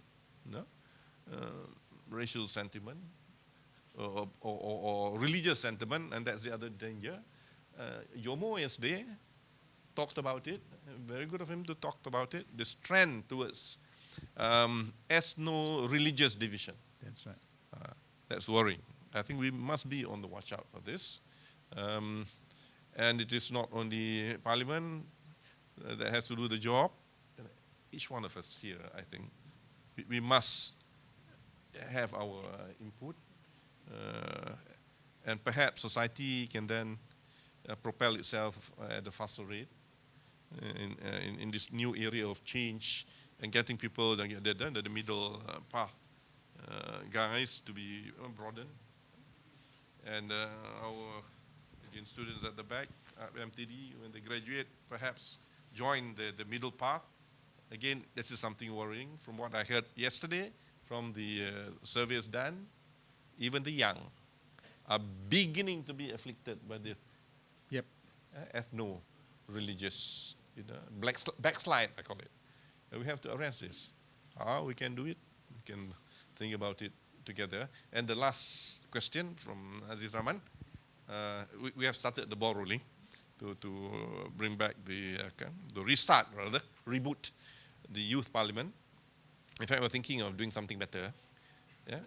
On top of the youth parliament, perhaps we'll have to have another forum, which will be more like a presidential debate system, so that they can really show their oratorical skills. Again, in a parliamentary setting, we have told the sponsors, yeah, we can get it done, but at the end of the day, let the youth have some concrete proposals at the end, and then we can pass on to the ministers or whoever, so that we can get this change moving, so that they know what the young are thinking. And I end on this note. I'm very hopeful that we have a good crop of very young leaders, because the other day we had something together with ABIM, I believe, in the temporary hall, and there were so many young students and graduates who stood up to speak, and they made a lot of sense. More sense than some of the guys you see in Parliament, the one you're referring to. Extremely high level of debating skills. So all is not lost. It looks gloomy or whatever, but beyond the horizon, I think there's promise for Malaysia. Right? Okay, better stop there. Thank you. Thank you. Okay. Okay. I've thanks to the oratorical skills of our excellent speaker, I've forgotten the 3 questions, but but there's several, especially my mother's questions. But social influencer, not influenza. That's the thing that's stuck in your nose. But there are a couple of things I think we have to acknowledge. Yeah, one is there's a lot of intellectual dishonesty that's being passed as legitimate, cogent argument. Yep. A lot of I think that is putting it too simply. That's oversimplifying it. It's intellectual dishonesty, and I think we have to urgently translate this into other languages tau. Maksudnya ketidakjujuran intelektual ataupun kemunafikan para cendekiawan, munafik now, yang membonsaikan pemikiran rakyat Malaysia. I think this is to borrow from the perpetual troublemaker Ishamuddin Rais. Membonsaikan, to turn your brain into a bonsai. But intellectual dishonesty is a great problem. I see that in when I debate sometimes. Even when I call it out, oftentimes I'm chastised merely for being among out of 222 MPs, there are 89 first-term MPs, 89, including Yang Mohamad Cameron Highlands. First-term MPs, 88, I think, 88, mungkin. So a third of the MPs in the House have zero orang kata kinesthetic memory. Ya, badan tu tak tahu, tak faham, tak ingat apa yang berlaku dalam Dewan in terms of this is how you should rise up and take advantage of the floor, stuff like that. And we actually have a very good opportunity to remold what happens in the House. Sebenarnya kita ada peluang tu. And I feel that given that we have 6 new committees, of which I am a part of one in the Human Rights and Gender Equality Committee, we can sit down. Tapi Datuk Rosmi, kita dah lama tak meeting lah, Datuk. Kita nak ambil peluang ni untuk ingatkan, kita kena letakkan tarikh satu. Chair. And it is a strange situation because sometimes the other MPs who are with me, sometimes I have to remind them, kita ni bukan kerajaan tau. Kita ni backbencher, kita ni penyokong kerajaan ataupun kita ni ahli-ahli parlimen. When we come into the committee, we're not coming in as we have to take that hat off sometimes.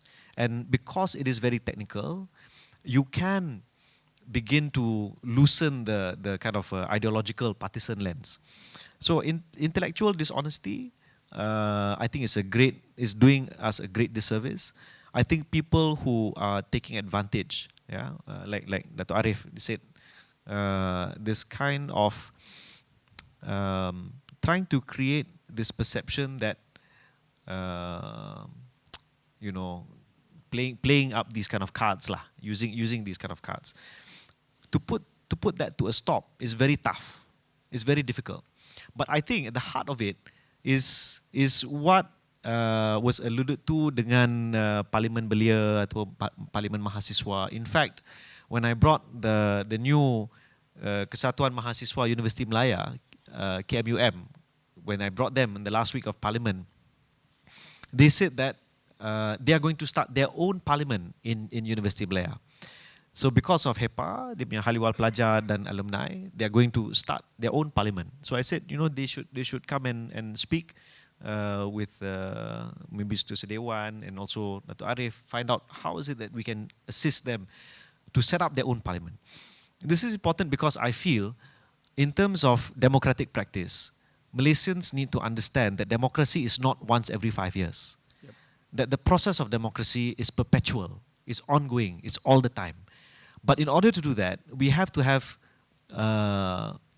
the idea that our enfranchisement, that our right to vote, also is not a right to not to think or to stop thinking once you've cast your vote. This is the toughest thing as someone who was popularly elected, to constantly engage with voters on a lot of issues. But I am trying to make a change myself. So in my constituency in Lembah Pantai, we've been doing so many town hall sessions. The most recent one was a joint town hall session with Datuk Banda and YB Hanayo, to listen to what people might think is very mundane.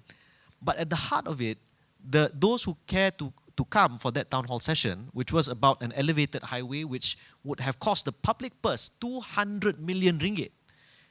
Only 11 million would have been paid for by the developer. This is Damansara City, Pusat Bandar Damansara.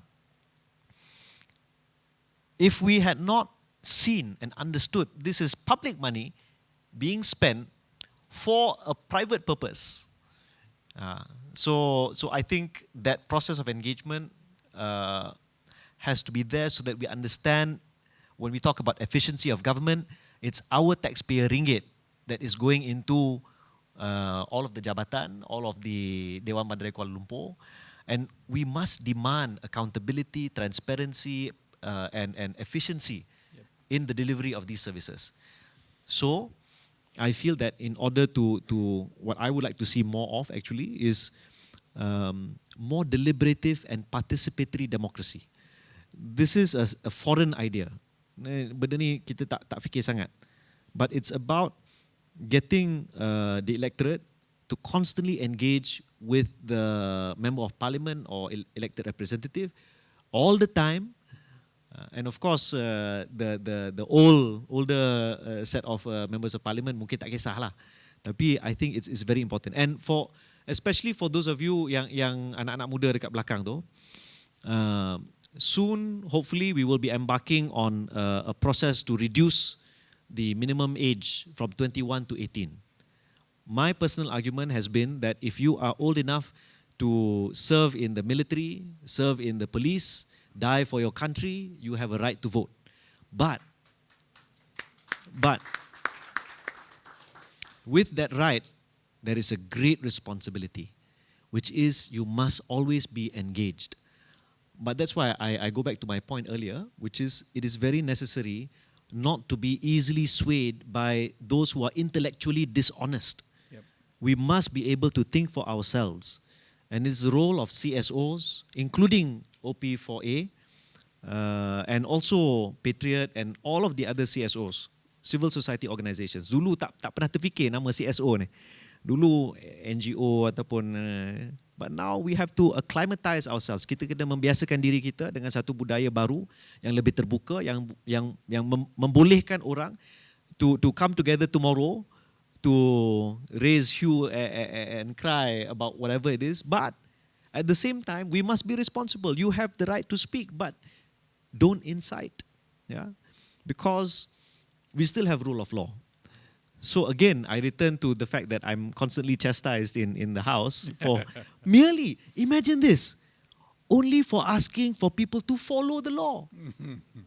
So those who are chastising me, and I know some of these MPs, one of them came up to me, Fahmi, I think you make a good minister, you very good, tapi you tak payahlah cakap pasal peraturan mesyuarat. Are you joking? Are you trying to tell me that we should, as members of parliament, who... Break the law. Basically, yeah. And the person who told me is a lawyer. You'd be shocked if I said this, his or her name. Ya Allah. I was like, what kind of message are you giving me? Yeah, the first term lawmaker. Of course we must follow the rule of law. Of course we must follow peraturan mesyuarat. The problem is, I wouldn't have to raise this if your colleagues are able to control themselves. If they can be a little bit more intellectually honest, then it's easier. So I didn't answer any of the questions, but I think I answered generally some of the questions. But I think that should be it for now. You want to say something? Yes, I just would like to touch a bit on national unity. I think a lot of people overlook, underestimate the power of lack of national unity, because it can lead to so many other problems. Even the vote that you cast is based on, you can have a lot of campaigns. During campaign, okay, we hear a different narrative. All politicians, they say that your child is my child, and we are one. The word Malaysia, one Malaysia is heard so very often. But then after elections, it is, outrightly, they're not going back on what they said, but they are in a system where they can't do very much. So again, it goes back to structure. A lot of structural readjustment needs to be made as well. And to foster national unity, I think it is not merely learning each other's culture, eating each other's type of food, and wearing each other's national costume, dressing, and all that. It is not on that. It has to come from within. And I would agree, with the Mubarak chairperson, that it should start from young. And that Pancasila in Indonesia, Indonesia is such a huge population. We can adopt the Rukun Negara as a basis, to foster national unity.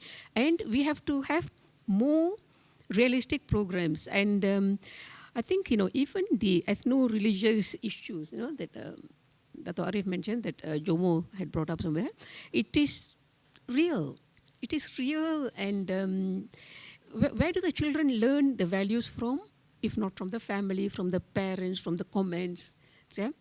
So how do we undo? I think we have gone through, many, many years of undoing of national unity. I grew up in a multiracial background back home, and we still keep in touch with my primary school friends until today. So it is an effort, as well as, to reduce and to be aware of what extremism is and what extremism can do in any religion, for that matter. And in Malaysia, we have a unique situation. I think no other country has our ethnic population. We talk about 3 major races and the Orang Aslis, but we must not forget that Sabah and Sarawak has got about 140 over ethnic groups. And then the issue of MA63 is another issue that is going to matter a lot, not only in providing the two-thirds majority, but also in fostering unity and getting Malaysia united as one. That's my comment. Thank you. That's good. I'd like to touch on the questions by Fahmi's mom. And then the point, my mom can't come. She's 84 and she can hardly walk now. And then the other point that Dato' Arif made about ethno-religious polarization, which is a danger to the country. I like to quote Bertrand Russell, who is still his favorite philosophers. He said, "We should live a life guided by knowledge and inspired by love." Two key elements there, knowledge and love or compassion. If you have knowledge, it's not easy to deceive you or cheat you or incite you. The other is compassion must be the basis of human relationship and the respect for one another. I spent 4 years in the boys' wing of the Royal Military College. I remember the first years in the dormitory, I had, I think, in Charlie Company, Slamat Bakin, I think, was my neighbor, and he used to get up during fasting month at about 4:30, 5 o'clock. And I would wake up too. I mean, you could get irritated as if you're waking up so early. But didn't, because we respected each other. I would sometimes go down and join them for sahur. Nobody complained. But it's like in a family, kasih ibu, the foundation is this compassion and love for the other being. And so if you respect people and you have this, for all, whatever religion or ethnic group that you come from, if you have this basic compassion, you will have won half the battle. The other is knowledge. Our education system has deteriorated.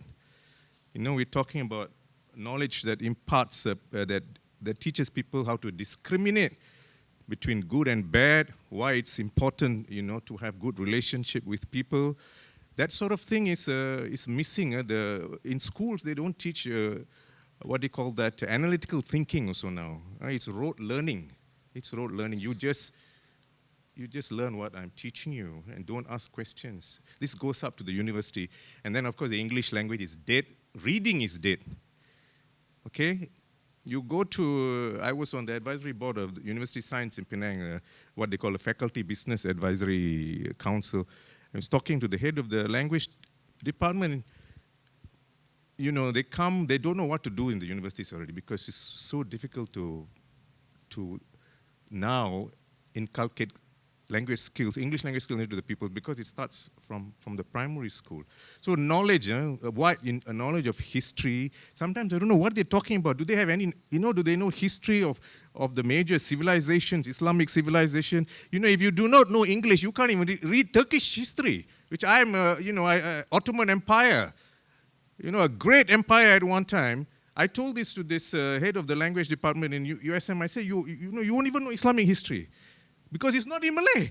Can you talk about Emperor Sulaiman or the capture of Constantinople in 1453? Byzantium fell to the Turks in 1453. 200 years later, they were at the gates of Vienna. They were defeated by the Austrian and Polish armies.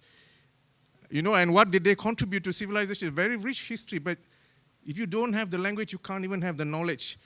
So that's one major, major problem. The other is compassion. Whether you have, in the Chinese language, there's a word called hao. It has got two symbols there. One is the symbol of a woman, and the other is a symbol of a child. You combine that together, is the word hao means good. The concept of good in the Chinese language is this relationship between mother and child. How powerful is that? That's again compassion and love. But if we do not have these two things, if we do not have knowledge, and we do not have this basic humanitarian instinct in us and compassion for everybody else, it's going to be very tough. Thank you. Thank you. Thank you. One last round of questions, and I want to give one person at the back who put up hand earlier. Okay, first, second, Mr. Chakravarti, I will respect you because you taught in RMC as a teacher. And I may have to recognize Gajan Singh because I have no choice. The only large cartoon character here, the Sikh character. Okay, but this time, please ask the question, focus to one person, and you get one straight answer, not all round again. Huh?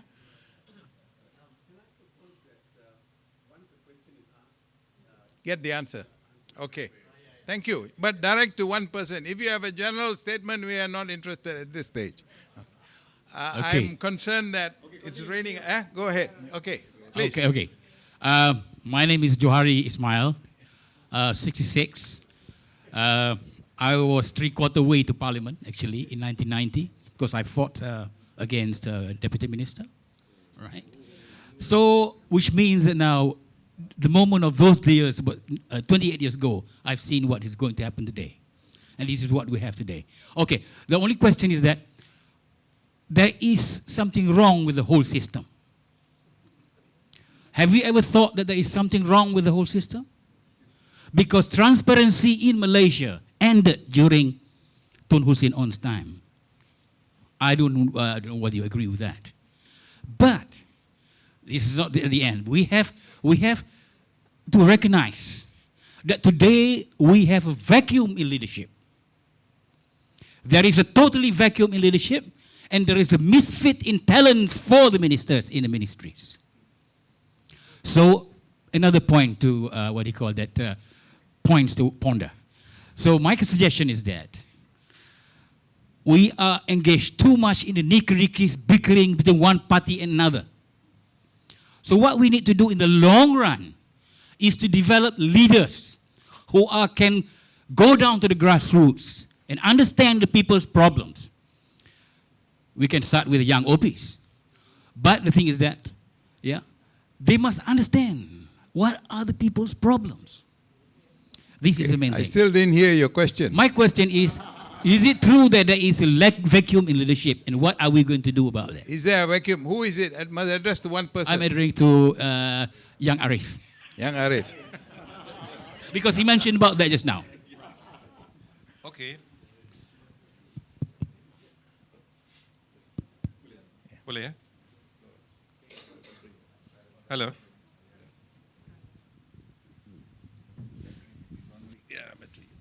Hello. This is better. I'm afraid I'm not one who believes in vacuum in leadership. I hold to the belief that there will always be a leader, there will always be leaders. And Malaysia has come to a stage when there will be plenty of leaders. The only problem is we're not getting leaders of the right kind. The problems that we're having is people are becoming to be racist, racial, extremely religious to the extreme, not enough maqasid, that sort of environment. And I shudder to think that there can be leaders on the ground. We don't need people like this. We need a new crop of leaders who might be in this room, amongst our OP or Budak Boys or whatever. We need to have that kind of engagement through this sort of leaders. And Fahmi has raised a very good point. There is a need to have constant engagement at the grassroots level, in Bahasa, in Chinese, in Indian, not so much in English. I think we are all, middle path guys. We are all right. We are preaching to the converted in a way. But it is also necessary to preach to the converted so that the converted will then go out and preach to the others who are not converted and get this moving. And Parliament must reflect society. Either way, there will be people who will be talking nonsense or in very racist tones. They belong to that segment of society. Otherwise, they will not be speaking the way that they're doing now.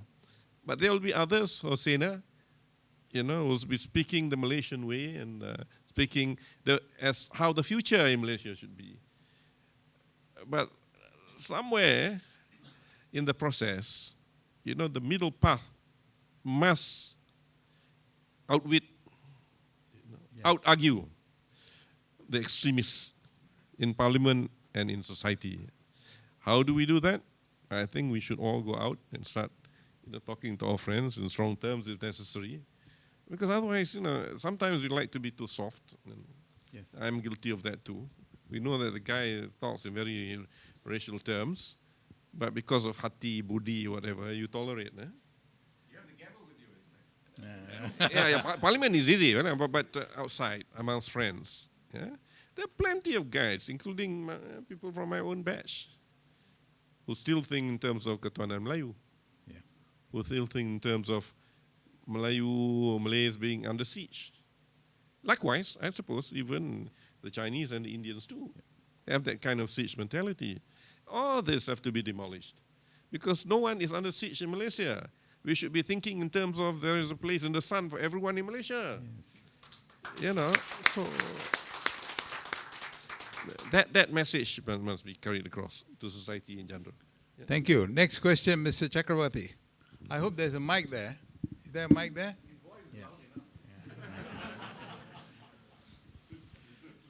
Thank you very much. I'm an educationist, so I would like to talk and raise the problem on education. The key to a nation's unity and success lies in our educational system. Our educational system that we inherited during Tengku's time was excellent. But down the line, as we changed the prime ministers and as we changed the ministers of education, each had its own ideology. Until there came a time where, when I was teaching in Sekolah Alam Shah, the Vice Chancellor of University of Malaya, Professor Alexander Oppenheim, came to see me to ask me, how do you find the Malay boys? Because it's a Malay medium school. How do you find the Malay boys in maths? I said, they are rather weak, but very keen to learn. You know what his answer was? Doesn't matter if you send them 3 years to do the HSC. What is 1 year in a man's life? That was terribly good advice. But what did the government do? They came out with a crash program, matriculasi. Now this is where we have gone wrong. The matriculation is no challenge to the HSC. So we have teachers who have now come out. They don't have the passion. Don't talk of compassion. There's no passion. And when there's no passion, how can you have compassion?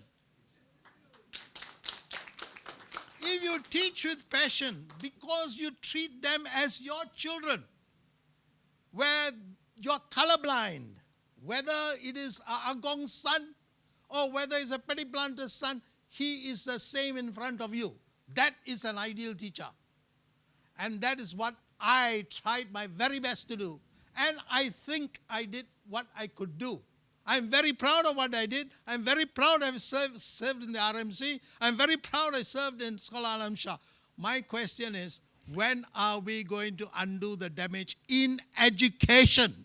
Thank you. And your question is directed to? Directed to, No, let's see. No, everybody. No, directed to two this time. To Young Arif and Fahmi. Okay, I'll answer first since I'm not the Minister of Education. Not But yet, I not completely yet. agree with you. I think a lot of the problem has been that ministers of education have always seen it their remit to change everything about it, to leave their imprint on everything that they touch. It is the Midas touch. Unfortunately, all that is gold, it dies. Everything that they touch, right? So I think generally I am of the opinion that there should be no room for politics in education. I am a product of, see, my father worked in Felda. So he worked in Felda since 1969 all the way through to 2004. He was asked to leave because people wanted to use the money. So the white paper that yes, it's true. But so when I was in standard 6 and I had excellent grades, I was offered a place in your nemesis, MCKK. But my father, in his infinite wisdom as the DG of Felda, he said, you know, Fahmi, I look after settlers. I don't want you to go to a school where you only mix with Malays. Yeah, my father, that's my father. Yeah, Fadil Yunus. He said, so he sent me to a school that was started by a friend also in University Malaya. And I ended up being the only non-Chinese in my class. Oh, wow. In Form 5. I also happened to become, I was also made the head prefect. But the point is that for me, when my father challenged me in that way, I felt that, you know, I had a great opportunity to join a cartel. You know, MCKK is a cartel, OP is a cartel, right? You see, you put all your people everywhere, kan? Mubarak ada, Speaker Parliament ada, elite cartel, yeah. But I am plebeian. I am of the hoi polloi. But I feel that. I like to imagine that it was because of that kind of educational upbringing that I don't believe in Ketuanan Melayu in that sense. I believe that rakyat is a tuan. Rakyat is a tuan. I mean, that is also my own ideological bent. But at the same time, I feel that when it comes to education, at the heart of it, it's about teachers. I remember there were 2 teachers in my very important years of my life. When Reformasi happened in 1998, 1999, I was in Taylor's College at that time, and there were 2 lecturers who changed the way I thought about society, who changed the way that I looked at my relationship with society. And one taught me sociology, the other taught me world religion. Yeah? So these 2 people were, I think, some of the most important people. And I think you're right that when you have that passion, you also impart compassion. And I felt it in these 2 teachers of mine. And I remember them and I respect them to this day. And it's because of them I feel that I am who I am also, that I chose this vocation.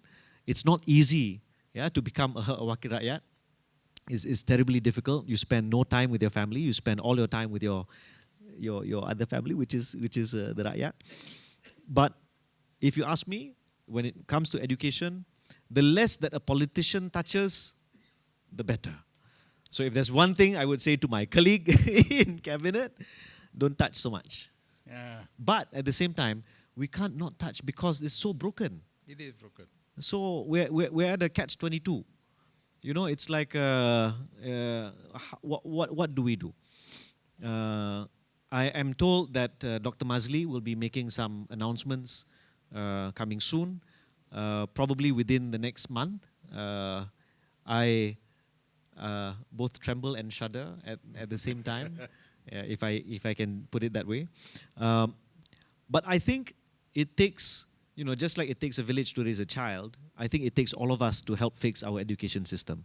And it is the role of civil society, ordinary people, to still speak out about the problems that teachers face, about the problems of rote learning, the necessity for lifelong learning, and a lot of these other very important things that we need to have. But again, for me, the less that a politician touches, the better.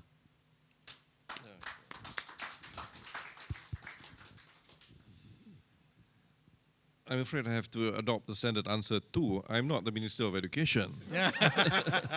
So I cannot answer. What I can do is just to have a few proposals for you, Mr. Chakravarti. Back to the idea of having select committees again. You know, proposals can be made through the relevant committee. We will look at it, yeah, and then if necessary, publish a report on it and pass it to the relevant minister concerned, in this case, the Minister of Education. But beyond that, I think not only education, but in any other sphere of activity touching on government, we have come to a stage when proposals have to be evidence-based. I think sometimes when we use our own thinking cap, sometimes either it can be out of date or it is not supported by evidence.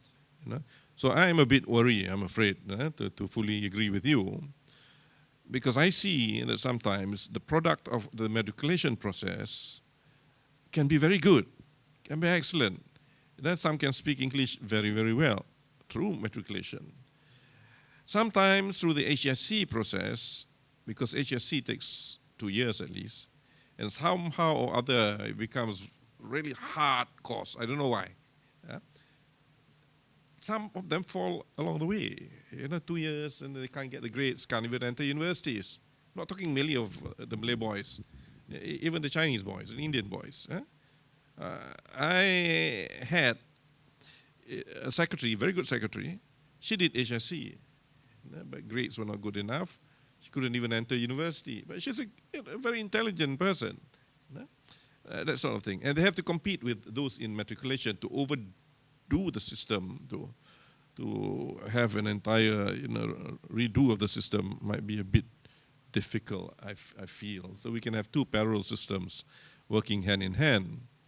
But the points taken on the quality of English deteriorating and all that are points well taken, but still we need evidence-based, kind of conclusions. Maybe certain areas is bad, certain areas, geographical areas, I mean, it doesn't really matter. People will tend to be very good in English anyway. For instance, some of the schools in Kelantan, for some reason or other, the products are good in English. Don't ask me why.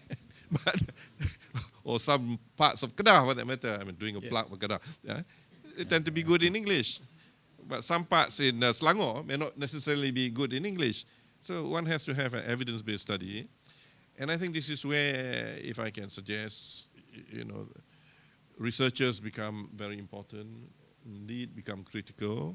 I had a long chat with one university professor just now. And the same point was stressed. I think please do a lot of research in these public areas so that we can get the feedback in Parliament, so that when we talk, it's evidence-based. It's like medicine. It's better to be evidence-based rather than run to the dukun for a remedy. Just can mumble something. But my proposal is, please, take the initiative, come to the committees, present your views, and that's the way forward.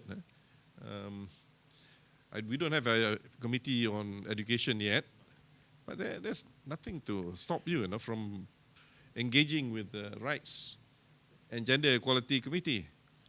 Educational rights comes on the rights too. Maybe Fahmi can invite Mr. Chakravarti for a briefing. Yeah, there you go. Yeah? We keep the dialogue moving. Okay, who is next? Gajan Singh. Okay, go ahead. And then one, Putra, Karan Putra, very good. Yes, go ahead. Straight to the question. No kutbah. The topic, leadership with excellence. We are net borrowers of 1 trillion. Encik Fahmi, when do you think we'll have net 3 trillion in reserves? When do you think Malaysia can have net 3 trillion and we can lend to people? That's what this country is capable of. Any doubts in that? No. If you stop being wasteful as we have been in the last 60 years, tell me when you think you and your team going forward, you are the youngest one here, you will have 3 trillion, you will have $3 trillion in reserves. Malaysia shall have $3 trillion in reserves, a target for you leaders. First one, my question is also directed to Encik Fahmi. Second one, do you know of any time in history when race, religion, and politics were a good mix? And I don't mean in Malaysia. Think geographically, whether it's in Russia or China or India or USA or Germany or Africa, I don't care where. Look in the past 500, 1,000 years of history. Find me a time in history when race, religion was mixed in politics and it brought out good results. And if you come up with a negative answer, do you think when can we pass a law such that race, religion cannot be brought into politics? There should be no religious-based political parties, and there should be no argument about it. Last question. I'm still within my 1 minute, I hope. To the extent that currently we are what we are, race-based, all right, let's face reality. So I said, you take in all the people in the civil service, 60%, 70% Bumiputras, no problem, 20% Chinese, no problem, 10% Indians and others, no problem, all right. And it's my assumption that if you have 20 tiers in the civil service, from the very bottom when you go in and right to the secretary of the government, assuming there are 20 tiers, I'm assuming. So you let everybody, whatever the push and pull, whatever the favoritism, whatever our feudal thinking has, you let them all move up. But from level example, I'm picking one, 13 onwards or 14 onwards, there should be no criteria for movement upward in the civil service except merit and only merit. I support that. My reason for that, I run a company, so if the CEO is bad, the company cannot survive. But if the supervisor and the sub-manager and everybody up there is good, they can keep the bottom people performing and controlling so that we are still surviving. So my question, Encik Fahmi, is when do you think we can, have a target, maybe 10 years from now, that the civil service we will have lower levels, they will be struggling, whatever we have, and at some level, there'll be nothing but merit. Thank you. So now I'm Minister at Large. Yeah. Minister holding multiple portfolios. So as the Minister of Finance or the Minister of Economic Affairs, the question currently, evidence points to us having a surplus of about $100 billion, which should be able to support us for at least 6 months external trade. Macam dekat dalam sidang media kan. Yeah. But I think what you're referring to actually is about untapping or tapping to the true potential of Malaysia. The value proposition for Malaysia truly is that we are at the nexus. We are at the real meeting point between some of the major economies in the world, between India, Indonesia, China, and the rest of Europe and America. And I think some of the position taken by the current administration with regards to, for example, ECRL, to continue it, but at a shaving off like a third of the cost, I think will set us up in good stead to prepare Malaysia to be that fulcrum, to be at the epicenter of global trade. That is one aspect of it. In other words, we have to be forward-thinking. We have to be, and I think what we need to strive for is greater efficiency. I think information technology will be able to help us to some extent.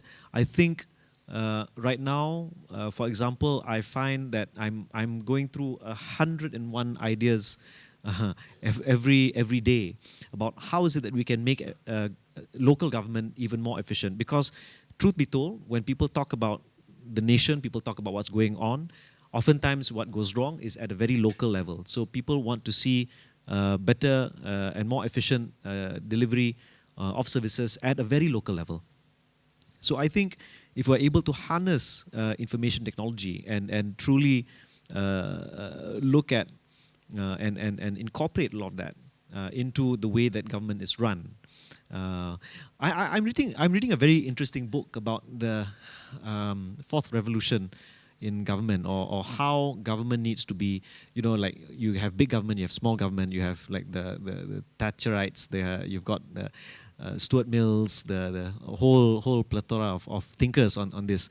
I'm beginning to think, having zero experience in government right now, what kind of government would be best for Malaysia that would tap our full potential, recognizing our innate talent. We speak so many languages. Why are we not the United Nations, for example. Yeah, we have some of the best food, but why are we not marketing our food? Why is Indonesia and Singapore taking advantage of our inability to get these out in UNESCO and etc.? So, I think some of that, I go back, to the question of whether there's a vacuum in leadership, because we're not able to set what is the Malaysian story today. What is the Malaysian story today? Where is Malaysia heading? Where can we go? Where is our potential? If we're not able to dream Malaysia beyond 2020, because right now, whether we like it or not, in terms of our imagination, in terms of how we imagine this nation, right now, the only thing we have is up until 2020, in a sense. But what is it Malaysia that will, as you ask, at what point can we have these, not have a debt of nearly 1 trillion ringgit, although evidence, you can argue about that quantum, but at what point can we have surplus of 3 million or 3 trillion ringgit, etc.? So I think we have to correct how government functions. This goes to some extent to what you're talking about, meritocracy. I'm not sure if we're ready for that, honestly speaking. I think there's a lot of cultural mindset change that needs to happen. I think Intan plays a very important role. I think BTN plays a very important role, reorienting the mind. I think schools play an immensely important role. I think we all play a very important role. I agree that we have a lot of leaders in our midst. I think these leaders need to step forward. I think the reason I'm dressed like how I'm dressed today is because I came from Kawasan. So I literally rolled up my sleeves and I came from, there was a death, there was various programs. Yeah, and I think we need to see more leaders probably being in Kawasan, having feet on the ground, but having a frame of mind that is not fixated on the rubric of ethno-religious lens. I think it's very important to cast that out. And I think we have to look at Parlimen Belia, Mahasiswa, because they're the next group of people who will take us forward. You know that in terms of the culture, for young people today, like those of you who are back there, again, you are digital natives now. You are a completely different generation than from us in front. The way younger people think, the way they connect the dots today is something which we may not be able to imagine. I have so many things I want to say, but I can't seem to be able to string them together. But, for example, I've been talking in Parliament about how we need a commission for the future of work. We need to start envisioning what is the kind of work that we want to create that our economy can thrive on, that will be able to create the jobs for these young people. 5 years from now, 5 years ago, it's fine to be a taxi driver. Today, no way, right? 5 years ago, hotels are all right. Now, Airbnb. 5 years ago, if you were in the Star, you're fine. Today, kilang dekat Penang pun dah tutup, right? What about 5 years from now? So, I think I wish we had a lot more young people need to step up, I think, and help us see the kind of interesting ideas that they may have. So the last thing I want to share, I think the market can show a way. And this is what I mean. There are a lot of young entrepreneurs who are coming up to provide interesting solutions to things that we never thought we needed. But younger people feel that this is part of their economy now. You think about Lazada, you think about esports, for example. No one thought that it's important, but actually the prize for a competition can be 1 million ringgit, 1 million US dollars.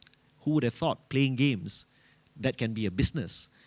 And I'm saying this because Razer, one of the biggest e-sporting companies in the world, their headquarters is in Bangsa South. It's in Kampung Kerinci. Yeah. It's in a kampung. Yeah. So they have multiple headquarters around the world. The one in Malaysia for Southeast Asia, the regional headquarters is in Kampung Kerinci, in a kampung. So that's why I've been fighting so hard to keep Kampung Kerinci, among other things. So I can say, this it's become Silicon Kerinci. So I think we have so much potential. I know I'm repeating myself. The future is uncertain, but I think a lot of young people will be able to show us how is it that we should be adapting. The important thing for leaders, including elected representatives like myself, is to listen more than we speak, and to watch, and to observe, and to work together to collaborate with a lot of this very interesting talent that's out there. The best example I have from GE14 was the group of people who decided to raise funds through social media to get people to balik mengundi, undi Rabu. Yeah? And it was crowdfunding. Who would have thought? These are a lot of these young people who are just using Twitter. Who would have thought that that was possible? It is. And I think, there's so much more to think through. Sorry, I don't think I answered your question. Thank you. One last, I'm going to have to the timing? stall because check the time. Wait. I've lost control of time because the organizers say our tea is at 5:30 and finishes by 6. We got, and to be fair to Parliament, they have prepared the food. We have to go and do justice. But if you all want to continue, I'm open because it only means, Yeah, but you can meet them informally. Last one. That's the last question. I have to rule, sorry. Putra, young man, yes. Assalamualaikum and salam sejahtera. I am 436427, Junior Under Officer Haziq Iskandar Yusman Rizal, Charlie Company. Okay, walaupun saya masih muda, tapi saya ada mengikuti perkembangan politik negara melalui perbahasan dalam Dewan Rakyat sendiri.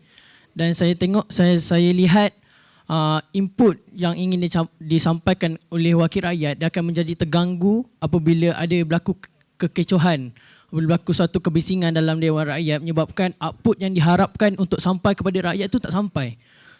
Menyebabkan pelaksanaan jadi kucak-kacir sebab rakyat tak faham apa yang ingin dilakukan oleh kerajaan. Perkara ini bukan hanya berlaku dalam Dewan Rakyat, tapi berlaku juga dalam mana-mana organisasi kepimpinan.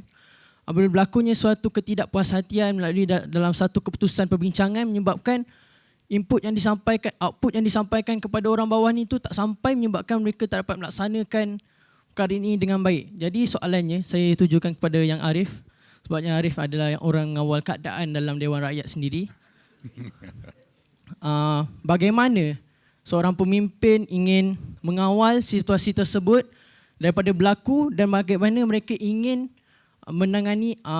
menghadapi situasi tersebut apabila berlaku, terutamanya kepada kami generasi muda yang akan menerjui tampuk pimpinan negara. Terima kasih. Silakan.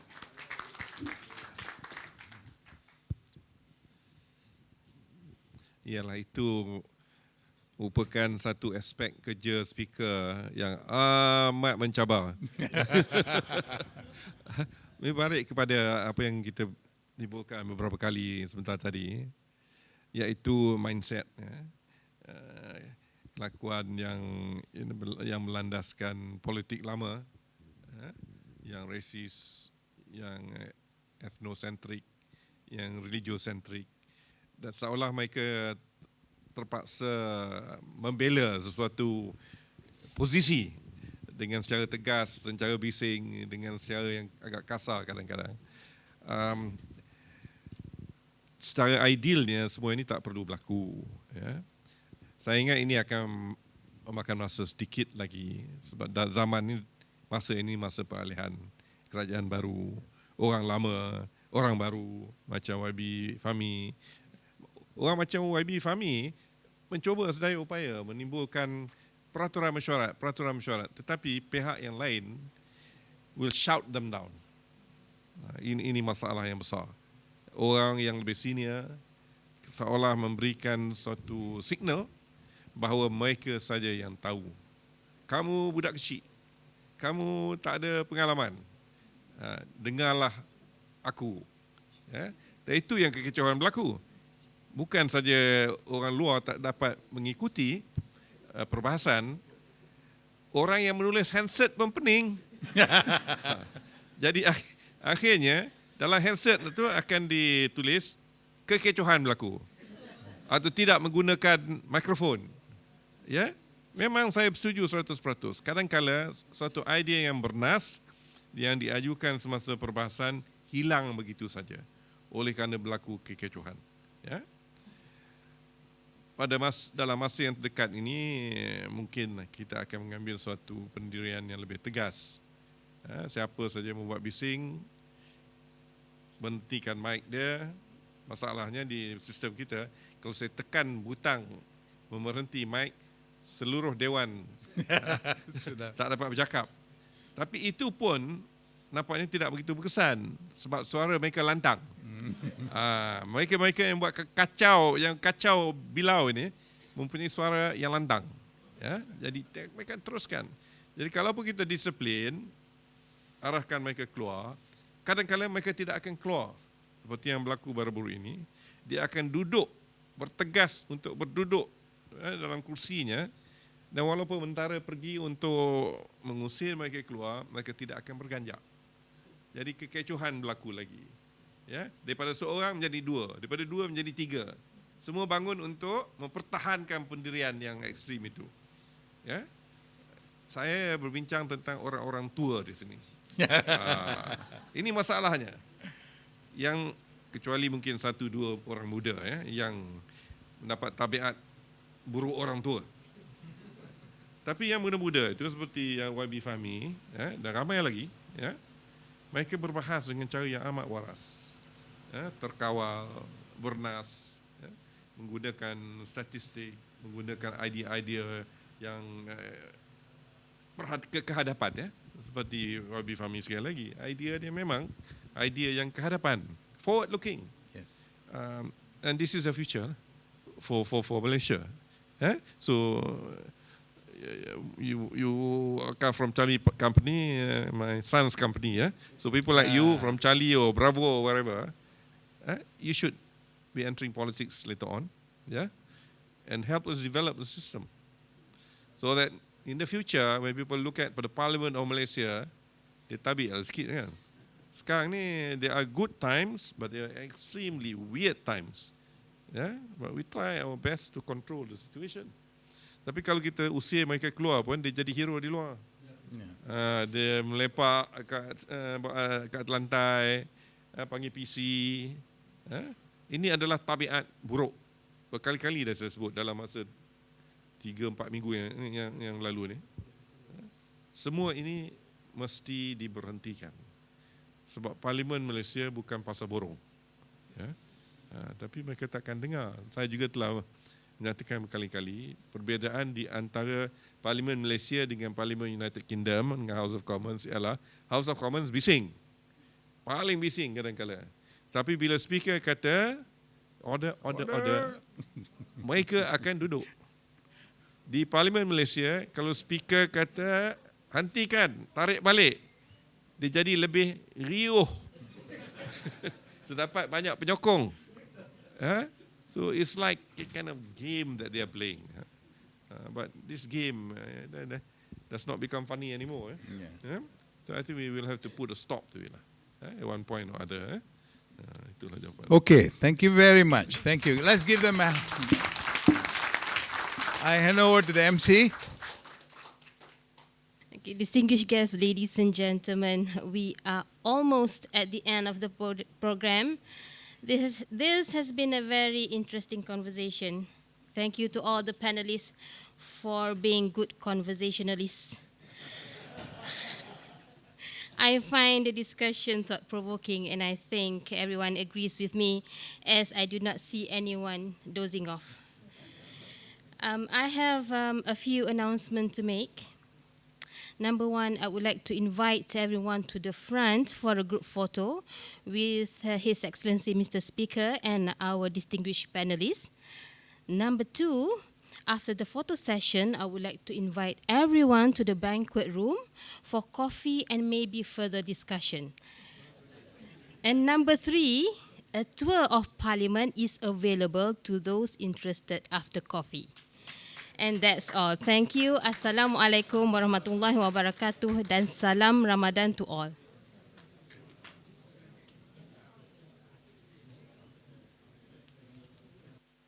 Ladies and gentlemen, please come forward for group photo. Yes.